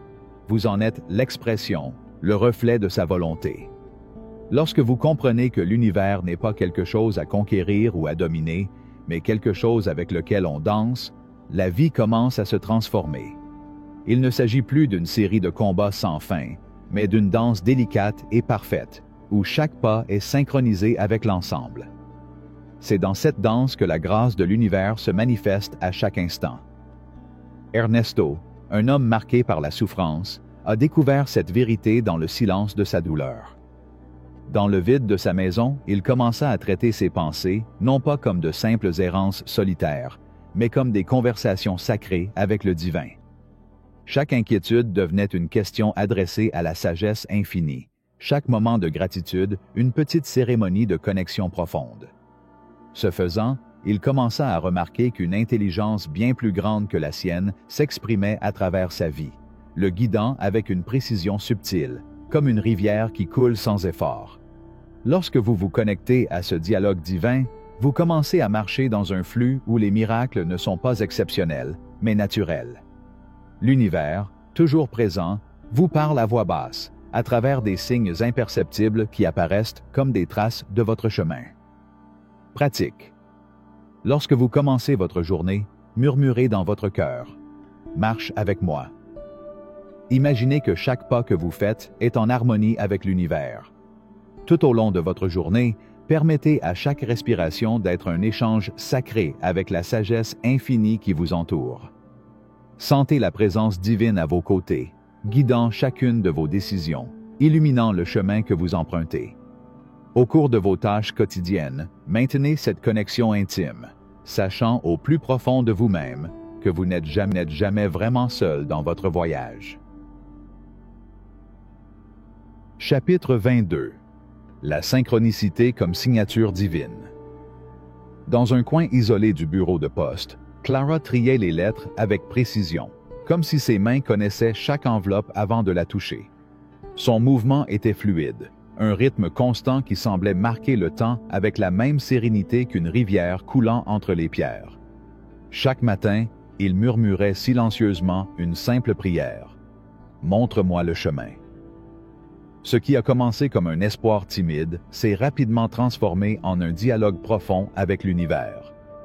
Les chiffres commencèrent à apparaître, d'abord 1111, s'écoulant tandis qu'elle levait les yeux, puis 333 sur le paquet qu'il tenait et 444 sur les plaques d'immatriculation des voitures qui croisaient son chemin. Ces chiffres n'étaient pas seulement des coïncidences, mais une façon dont l'univers lui parlait, un langage sacré lui montrant qu'elle était alignée avec quelque chose de bien plus grand. À travers l'expérience de Clara, vous rencontrez une vérité profonde. L'univers ne communique pas seulement avec des mots, mais à travers des modèles, un timing parfait et de petits miracles qui se produisent au bon moment. Chaque symbole qui apparaît devant vous, chaque nombre répété, chaque rencontre fortuite contient une leçon, un message qui vous guide. L'univers n'est pas simplement un chaos désordonné d'événements, mais un chef-d'œuvre tissé avec une précision divine. Chaque pas que vous faites fait partie d'un modèle beaucoup plus vaste, et lorsque vous vous alignez sur cet esprit supérieur, la réalité elle-même devient votre messager. Pedro, un homme qui autrefois rejetait les petites coïncidences de la vie, a découvert cette vérité lorsqu'il a commencé à suivre ce que d'autres appelleraient de simples accidents. Une lettre mal distribuée a donné lieu à un article de journal, qui a donné lieu à un appel téléphonique, et cet appel a ouvert une porte qui a transformé sa vie pour toujours. En honorant chaque petit signe, il réalisa qu'il ne s'agissait pas de simples coïncidences, mais de miettes de pain placées par une intelligence supérieure qui voyait la situation dans son ensemble. Lorsque vous vous permettez de reconnaître ces signes et de vous ouvrir à eux, l'univers répond en multipliant la fréquence et la clarté de ses messages. Ce n'est pas votre travail de forcer les connexions ou d'interpréter chaque instant avec logique, mais de rester réceptif et ouvert. Chaque synchronicité est un doux rappel que vous êtes vu, soutenu et guidé par des forces au-delà de votre compréhension. Ces moments de timing parfait, de circonstances qui se mettent en place, sont la preuve vivante que l'invisible travaille activement en votre faveur. Pratique. Tenez un journal de synchronicité. Enregistrez chaque moment qui vous semble significatif, sans jugement ni logique. Chaque nombre répété, chaque rencontre fortuite, chaque coïncidence significative est un signe. Faites-le avec révérence, comme si vous écriviez une lettre à l'univers. Au fil du temps, des modèles émergeront, tissant un réseau de signes qui confirmeront votre chemin. Ayez confiance que chaque entrée, aussi petite soit-elle, a un but dans la tapisserie que l'univers tisse en votre faveur. Chapitre 23. Vivre depuis l'éternité. Dans une pièce baignée de la douce lumière d'un soleil qui semblait caresser la terre de promesses de ce qui allait arriver, Alina s'asseyait chaque matin à son humble bureau, devant des pages blanches qui attendaient les mots qu'elle déversait du plus profond de son être. Dans chaque mot, un murmure d'amour et de gratitude coulait comme une rivière sereine vers un homme qui n'était pas encore entré dans sa vie. Ce n'était pas l'espoir d'un cœur ardent, ni l'incertitude d'un désir informe. Non. C'étaient des mots nés d'une conviction tranquille, d'une connaissance qui était au-delà du temps, au-delà de l'espace. Chaque lettre qu'elle écrivait n'était pas une supplication, mais un décret de certitude. Un amour qui existait déjà dans son âme et qui se manifesterait lorsque l'univers déciderait que c'était le bon moment. Vous, cher lecteur, possédez ce même pouvoir, le pouvoir d'écrire l'histoire de votre vie avant qu'elle ne se déroule dans le monde tangible. Ce que vous appelez parfois l'imagination n'est rien de plus que le plan sacré de la création. L'univers ne répond pas à ce que vous voulez, mais à ce que vous êtes au plus profond de vous-même. Dans chaque acte, dans chaque pensée, non seulement vous attirez ce que vous désirez, mais vous incarnez l'essence même de ce qui est destiné à venir à vous. Chaque action que vous entreprenez est une graine que vous plantez dans le vaste champ de votre conscience. Alina, comme toi, a appris à vivre à partir de ce lieu de certitude. Chaque matin, quand ses mains dansaient sur le papier, il ne rêvait pas. Elle ne se complaisait pas dans ses vœux pieux, mais affirmait ce qu'elle savait déjà. L'homme qu'elle aimerait, les mots qu'elle partagerait, la maison qu'elle construirait. Et quand il arriva enfin, comme s'il avait attendu son arrivée, les mots de ses lettres, ceux qu'il avait écrits dans la solitude et le calme, coïncidèrent avec la réalité de sa rencontre. L'univers, dans sa danse parfaite, avait aligné le destin avec la vérité qu'Alina avait proclamée. Dans un coin isolé de sa maison, Eden, un homme à l'esprit simple et aux mains pleines d'or, travaillait dans son atelier, façonnant respectueusement chaque objet qu'il touchait. Le bois prenait vie sous ses doigts, comme si chaque morceau était une promesse de moments à vivre. Il a créé des tables où résonneraient les rires, des chaises qui recevraient les murmures des âmes proches, des armoires qui contiendraient les souvenirs de ce qui n'existait pas encore. Eden n'a pas fabriqué de meubles par nécessité, mais comme une offrande à l'avenir, à ce qui était déjà le sien.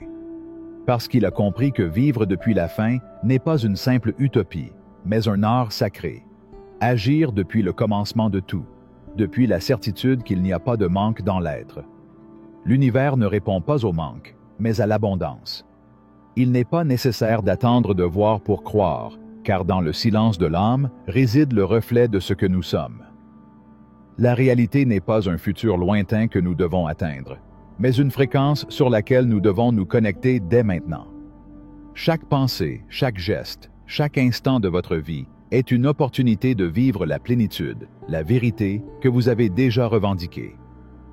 Lorsque vous traversez la vie, le faites-vous comme quelqu'un à la recherche de quelque chose de perdu, ou comme quelqu'un qui possède déjà tout ce dont son âme a besoin? Chaque petit acte peut devenir une affirmation de votre vraie nature. Chaque respiration, chaque pas, chaque mot prononcé est une opportunité de vous aligner sur la grandeur qui réside déjà en vous. Pratique. Aujourd'hui, commencez à agir comme si votre souhait était déjà en train de se réaliser. Faites une petite action, une décision simple que vous prendriez si vous viviez déjà ce que votre cœur désire. Que cette action naisse de la sagesse intérieure, et non de la prétention ou de l'effort forcé. Peut-être que vous redressez le dos comme quelqu'un qui sait qu'il est digne, ou que vous parlez avec la douce autorité de quelqu'un qui a embrassé sa propre vérité. Faites ce changement, aussi petit soit-il, en lui permettant de naître d'un état profond de transformation intérieure. N'oubliez pas que vous ne faites pas semblant et que vous n'agissez pas. Vous permettez simplement à votre être de s'aligner sur la vérité que vous avez déjà revendiquée comme étant la vôtre. Chapitre 24. La science sacrée de la gratitude. Dans un petit coin de sa maison, entouré de photographies et de souvenirs qui parlaient d'un amour éternel, Isadora s'agenouillait chaque matin à côté du lit vide de sa fille.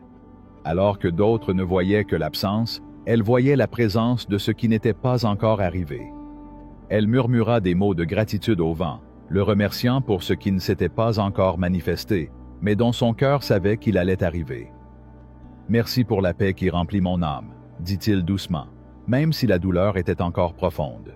« Merci pour la joie qui revient dans cette maison », murmura-t-elle, les larmes coulant silencieusement. Mais à travers ces larmes, son cœur ne s'est pas brisé, mais a été rempli d'une force inattendue.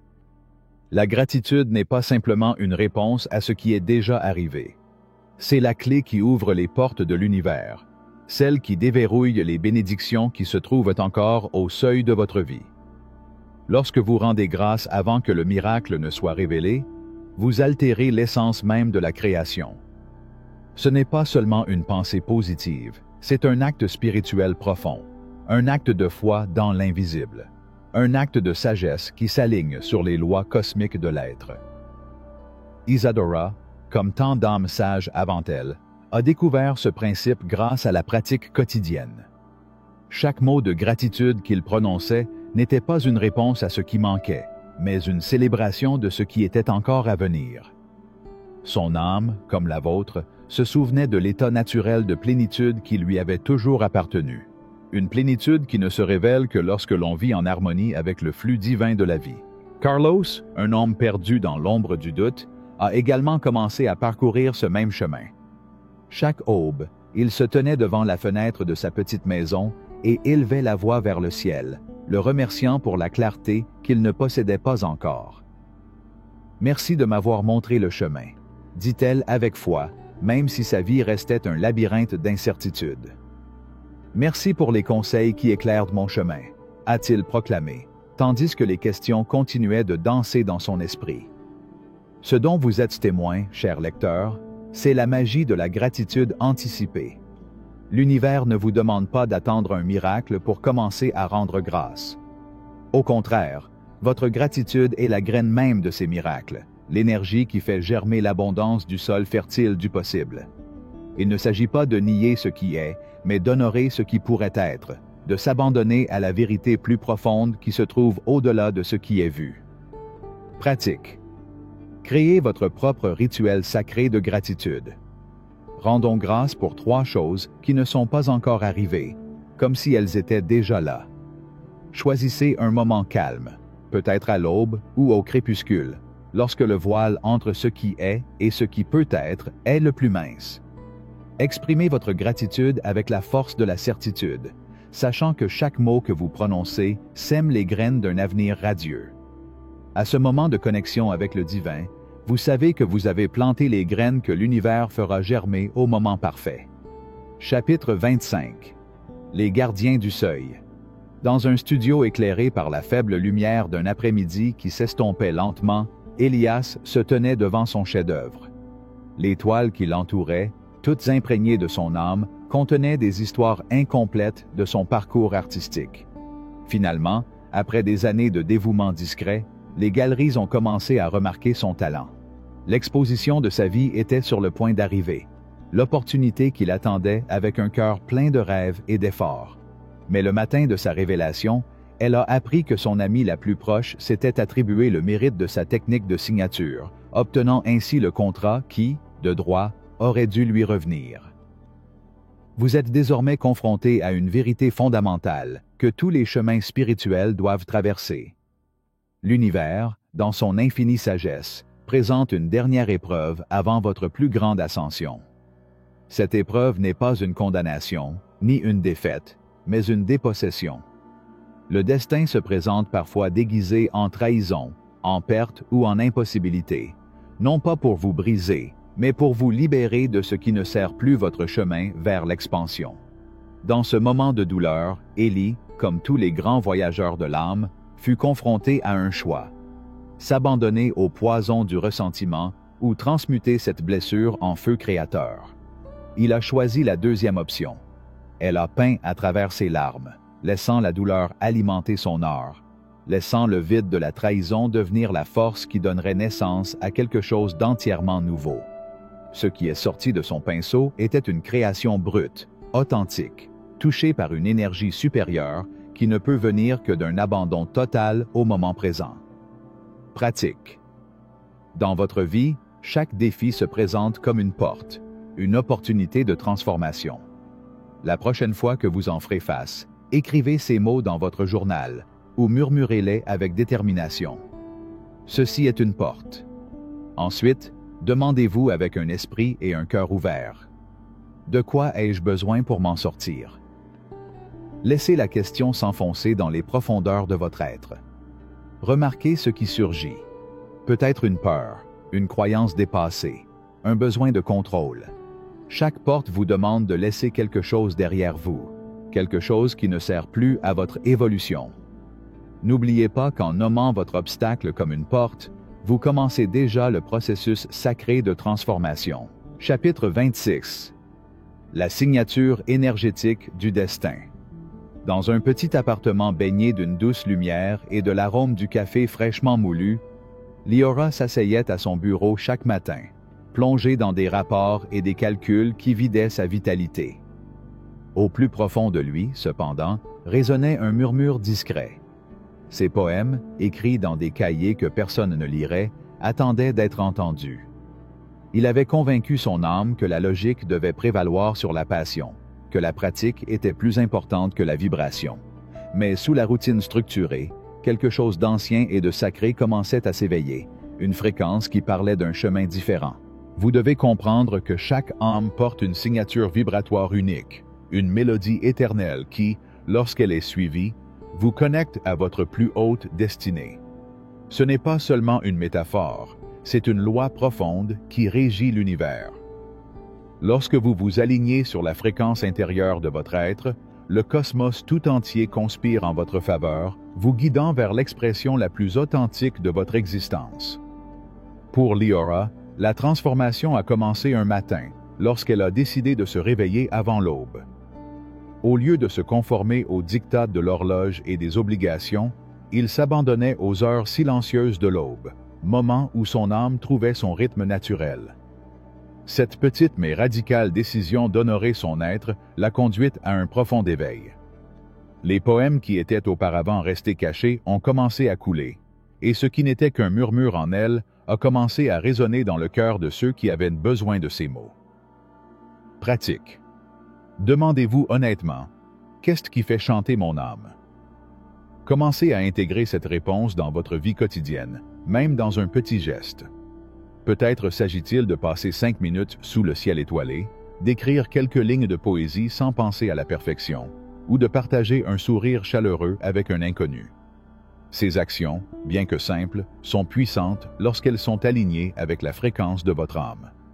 Ils deviennent des ondulations dans l'océan de la manifestation, créant l'espace pour que votre vérité s'exprime dans le monde. Chapitre 27. Abandonnez le comment. Dans un bureau entouré d'une vie urbaine animée, Sylvia s'est retrouvée coincée entre des montagnes de graphiques, des listes détaillées et des horaires méticuleux. Chaque matin, avec une concentration féroce, il révisait ses stratégies, ajustait ses actions et essayait de forcer ses rêves dans la volonté de son esprit. Mais alors qu'il essayait de contrôler précisément chaque étape de son voyage, ses objectifs semblaient devenir plus insaisissables, plus lointains, comme s'ils disparaissaient dans l'ombre de ses efforts. C'est ici que vous devez comprendre une vérité transcendantale sur le cosmos. L'univers fonctionne à travers des canaux infinis, dont beaucoup restent invisibles à la perception humaine. Lorsque vous insistez pour dicter le chemin exact vers vos désirs, vous bloquez souvent les miracles qui se produisent déjà autour de vous. L'essence de la sagesse universelle est la suivante. Votre rôle n'est pas de concevoir le « comment », mais de maintenir vivante la vibration du « quoi ». L'Esprit divin, avec sa sagesse infinie, est l'orchestrateur des chemins que, dans votre compréhension limitée, vous n'auriez jamais pu concevoir. Pour Sylvia, le véritable changement a commencé lorsqu'elle a abandonné le contrôle du processus. Au lieu de s'accrocher bec et ongles à ses plans, il commençait chaque journée dans un abandon silencieux. En nourrissant sa vision avec amour et détermination, il s'est libéré du besoin d'être lié à un seul chemin pour y parvenir. En quelques jours, des opportunités se sont présentées à travers des canaux que je n'avais jamais anticipés. Des connexions inattendues, des solutions qui n'auraient jamais pu être planifiées sur un simple calendrier. Un homme nommé Joaquin, un entrepreneur à l'esprit stratégique qui a passé des années à élaborer des plans rigoureux, a vécu la même révélation lorsque ses projets soigneusement élaborés ont échoué. Dans l'espace vide de cet abandon, quelque chose de miraculeux s'est produit. En abandonnant son besoin de contrôler chaque détail, elle a ouvert son être à des possibilités infinies, à des solutions que son esprit rationnel n'aurait jamais pu imaginer. Une rencontre fortuite, une conversation inattendue ont conduit à un partenariat qui a réalisé sa vision d'une manière bien plus grandiose que ce dont ses stratégies originales avaient jamais rêvé. Cet abandon n'est pas une acceptation passive, mais une confiance active. C'est une reconnaissance profonde que la même intelligence qui guide les étoiles dans leur danse céleste peut orchestrer la manifestation de vos désirs de manière bien plus merveilleuse que votre perspective limitée ne peut l'imaginer. Pratique. Chaque jour, dites ces mots avec une âme pleine de foi. Ceci ou quelque chose de mieux, par dessein divin. Ensuite, lâchez calmement le contrôle du résultat. Libérez votre attachement à la forme exacte que votre rêve devrait prendre et ayez confiance que la sagesse infinie de l'univers guidera votre chemin vers quelque chose de bien plus grand et de plus majestueux que ce que votre esprit aurait pu imaginer. Faites de cette déclaration un rappel quotidien. En abandonnant le « comment », vous vous ouvrez à recevoir des bénédictions bien au-delà de ce que votre imagination peut saisir. Chapitre 28. Vous êtes le rituel. Dans une simple cabane entourée de l'harmonie des jardins fleuris, Liana a délicatement disposé son autel. Des cristaux disposés avec précision, des bougies placées dans un alignement parfait, de l'encens doucement parfumé remplissant l'air. Cependant, malgré la perfection de chaque détail, quelque chose dans son cœur semblait vide. J'étais tombé dans l'illusion que la spiritualité devait dépendre de conditions extérieures parfaites, d'un espace physique idéal pour se connecter au divin. La vérité, murmurée par les étoiles et le vent, est autre. Votre corps est le temple vivant, votre souffle la fumée sacrée et votre présence l'offrande la plus élevée. Chaque petit geste peut devenir une bénédiction lorsque vous l'imprégnez d'une pleine conscience. L'univers ne répond pas à la perfection du rituel extérieur, mais à la qualité et à la profondeur de votre être. À travers vos mouvements quotidiens, circule le pouvoir de remodeler la réalité. Chaque pas peut devenir un décret, chaque souffle et chaque affirmation une cérémonie de création. Vous n'avez pas besoin de rechercher des espaces sacrés, car vous êtes l'espace sacré, le temple vivant qui reçoit et émet l'énergie divine. Thomas, un homme simple qui travaillait dans une usine, a découvert cette vérité lorsque sa vie semblait prisonnière de la répétition. Pendant des années, il a cherché la transformation dans des rituels nocturnes complexes, jusqu'à ce qu'il réalise que son travail lui-même pouvait devenir son culte. Elle a commencé à bouger avec une nouvelle grâce, imprégnant chaque action d'intention, et a constaté que chaque tâche répétitive se transformait en une danse sacrée. Son souffle devint une prière, sa posture une déclaration de dignité. Cela n'a pas changé sa routine, mais cela a changé sa réalité intérieure. N'oubliez pas que le protocole divin circule à travers vous. Votre colonne vertébrale est l'autel de vos intentions, votre rythme cardiaque le tambour de la manifestation, et vos yeux les fenêtres à travers lesquelles le monde est béni.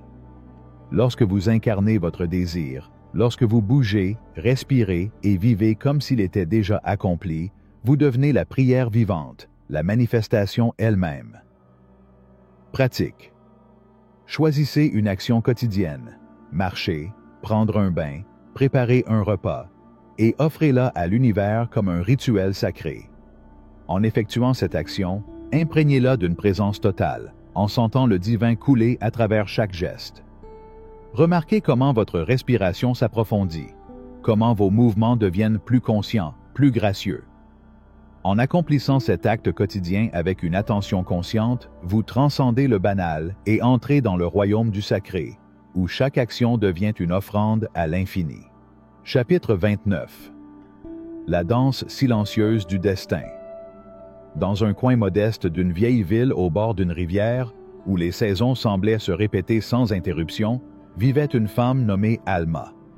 Chaque aube, avant que le monde ne se réveille complètement, il s'arrêtait devant sa fenêtre, contemplant le calme des arbres et le lent passage des nuages. À première vue, rien ne semblait différent d'un jour à l'autre. Cependant, Alma sentait en elle que, sous cette apparente immobilité, des forces invisibles se préparaient, comme si un potier divin façonnait secrètement les vases de sa destinée. Vous aussi, lecteur, habitez cet espace. Tu regardes l'horizon, tu attends des signes, tu te demandes dans la solitude de la nuit si tout ce que tu désires n'a pas disparu dans les brumes de l'oubli universel. Mais ce que les yeux ne peuvent pas voir, l'âme le perçoit. parce que l'univers, avec sa patience ancestrale, tisse son chef-d'œuvre dans le cachet, comme une broderie invisible qui ne révèle sa forme que lorsque l'intrigue est achevée. Le destin n'éclate pas comme un éclair dans un ciel clair. Cela ressemble davantage à la croissance lente d'une racine qui s'enfonce profondément dans la terre sombre, renforçant son emprise avant de se révéler au monde sous la forme d'une tige. Ce que nous appelons retard n'est rien d'autre qu'une préparation sacrée. Chaque vide apparent est rempli d'une activité secrète, et ce que nous interprétons comme de l'inertie est en réalité une gestation. Il y avait un homme nommé Élias, un professeur dans une petite école oubliée par les cartes. Ses journées se passaient entre des bureaux vides et des tableaux noirs poussiéreux. Chaque matin, il disposait soigneusement les chaises, comme s'il attendait l'arrivée d'une foule invisible. Et ce faisant, il prononçait silencieusement des paroles d'espoir, comme quelqu'un qui laisse des offrandes au vent. Alors que les gens considéraient leur travail comme un effort inutile, l'univers faisait des plans en leur faveur. Sans qu'ils le sachent, de nouvelles voies s'ouvraient, des accords se forgeaient dans les conseils d'école et des familles cherchaient un refuge où emmener leurs enfants. Un matin d'automne, Élias arriva et, pour la première fois, trouva une file de parents qui attendaient sous les arbres. Chaque bureau vide a ensuite été transformé en un hôtel d'apprentissage. C'est comme ça pour toi. Les grandes œuvres ne se forgent pas à la hâte ni sous le regard du monde, mais dans l'obscurité de l'âme, dans le territoire sacré où la foi soutient ce qui n'est pas encore vu. Comme la graine qui dort sous la terre, votre désir n'est pas perdu. Il pousse des racines, cherche sa force au plus profond de lui-même. Pratique. Trouvez un coin où le silence respire avec vous. Fermez les yeux et laissez votre esprit dessiner l'image de votre désir le plus cher. N'essayez pas de le voir avec les yeux de la logique, mais avec un cœur ouvert. Percevez comment, derrière le voile du temps, des mains invisibles tissent les fils de ce désir. Et quand vous le sentez, murmurez sans crainte. J'ai confiance en ce que je ne peux pas encore voir. Que cette certitude s'installe dans les recoins de votre esprit, vous rappelant que tout ce qui est vrai se forme d'abord dans le mystère. Chapitre 30. L'écho des rêves anciens.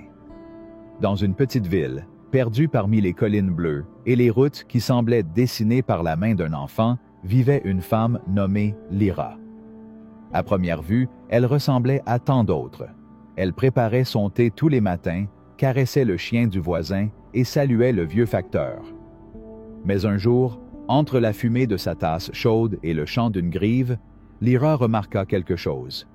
Une vibration ancienne, un motif subtil qui semblait se répéter dans les plus petits gestes. Une feuille qui descendait en spirale. Une coïncidence dans les mots de deux inconnus, le nombre de pas entre sa maison et le vieux chêne. Elle comprit alors que rien n'était aléatoire, que tout faisait partie d'une chorégraphie plus vaste et qu'elle-même faisait partie de cette conception. Et tout comme Lyra l'a découvert, vous aussi portez cette carte secrète en vous. L'univers ne vous a pas seulement créé, il a rêvé de toi avant que tu sois formé. Dans son esprit éternel, il a tissé une intention sacrée dans la première brise qui a caressé votre peau à la naissance. Chaque pas que vous avez fait, même ceux que vous pensiez être des erreurs, chaque détour, chaque perte et chaque découverte, ont fait partie d'une histoire plus ancienne que les étoiles. Lorsque vous comprendrez cela, vous cesserez de courir après les miracles, car vous êtes vous-même un miracle en mouvement. Ton souffle sera une prière, ta parole, une bénédiction. Vous découvrirez que vous n'avez pas besoin de pratiquer des rituels lointains ou de chercher des réponses dans des temples antiques, car le véritable temple, c'est vous, et chaque battement de cœur est un acte de création. Il était une fois un homme nommé Gaël, qui a passé sa vie à rassembler des symboles sacrés, à recueillir les enseignements des anciens sages, à stocker des prières comme on garde des pierres précieuses. Mais un après-midi, alors que le coucher du soleil colorait les montagnes en orange, il laissa tomber ses livres et s'autorisa à se taire. Et à ce moment-là, un rire jaillit de sa poitrine, car il comprit que tout ce qu'il cherchait à l'extérieur avait toujours vécu en lui. C'est à cet éveil que vous faites face aujourd'hui. Il ne s'agit pas de devenir quelque chose de plus élevé, mais de se souvenir de ce que vous avez toujours été. Comme la vague qui découvre un jour qu'elle n'était jamais qu'une simple écume, mais un océan en mouvement. Pratique. Dans la solitude, sans crainte de votre propre voix, écrivez l'histoire de votre vie comme si vous étiez un personnage mythique, né d'un ancien rêve céleste. Cela commence par ces mots. Il était une fois une étincelle de lumière qui choisit d'oublier son origine pour la découvrir à travers les jours. Laissez votre main glisser sans censure, sans jugement, et laissez l'histoire s'écrire d'elle-même. Lisez-le chaque matin, non pas comme une fiction, mais comme la vérité la plus pure de votre existence. Parce que dans ces mots réside le souvenir de ce que vous êtes. Un rêve sacré, marchant sur la terre. Si vous êtes arrivé jusqu'ici, chaque obstacle que vous rencontrerez sera désormais une invitation déguisée, une opportunité de faire plus profondément confiance. Chaque retard portera une graine cachée de foi, et chaque perte apparente ne sera rien de plus qu'une porte vers un don plus grand, encore invisible aux yeux, mais palpable pour l'âme éveillée. À partir de ce moment, vous n'êtes plus un voyageur en quête. Vous êtes le témoignage vivant d'une vérité éternelle. Le protocole divin, ce que vous croyez être un chemin extérieur, habite désormais chaque cellule de votre corps, chaque espace entre la pensée et la parole. L'univers entier, avec son réseau infini de miracles et de mystères, conspire en faveur de ceux qui se souviennent de leur origine. Le pouvoir que vous imaginiez autrefois lointain, reposant sur des autels sacrés ou dans des montagnes de sagesse ancienne, vous attendait au plus profond de votre esprit. Comme une graine qui dort sous la neige, patiemment, sachant que le printemps viendra. Et ce printemps, c'est toi. Que vos pas soient des prières silencieuses. Que ta vie devienne un rite perpétuel. Que votre respiration soit une chanson sans mélodie, mais pleine d'intentions pures. Honorez ce que vous ne pouvez pas toucher. Faites confiance à ce qui n'a pas encore été révélé, car les plus grandes révolutions naissent dans le territoire invisible, où seuls les cœurs éveillés osent regarder. Ce n'est pas un adieu. Cela n'a jamais été le cas. C'est plutôt l'heure où les voiles tombent et où l'on se découvre gardien du feu ancien, porteur d'une flamme qui ne s'éteint jamais. Avancez, sachant qu'à chaque pas vous portez avec vous la sagesse des âges et la tendresse d'une promesse que l'univers vous a murmurée à l'oreille bien avant que vous n'appreniez à prononcer votre nom. Que votre pas soit léger et votre foi inébranlable. Parce que maintenant tu ne suis plus un chemin, tu es le chemin.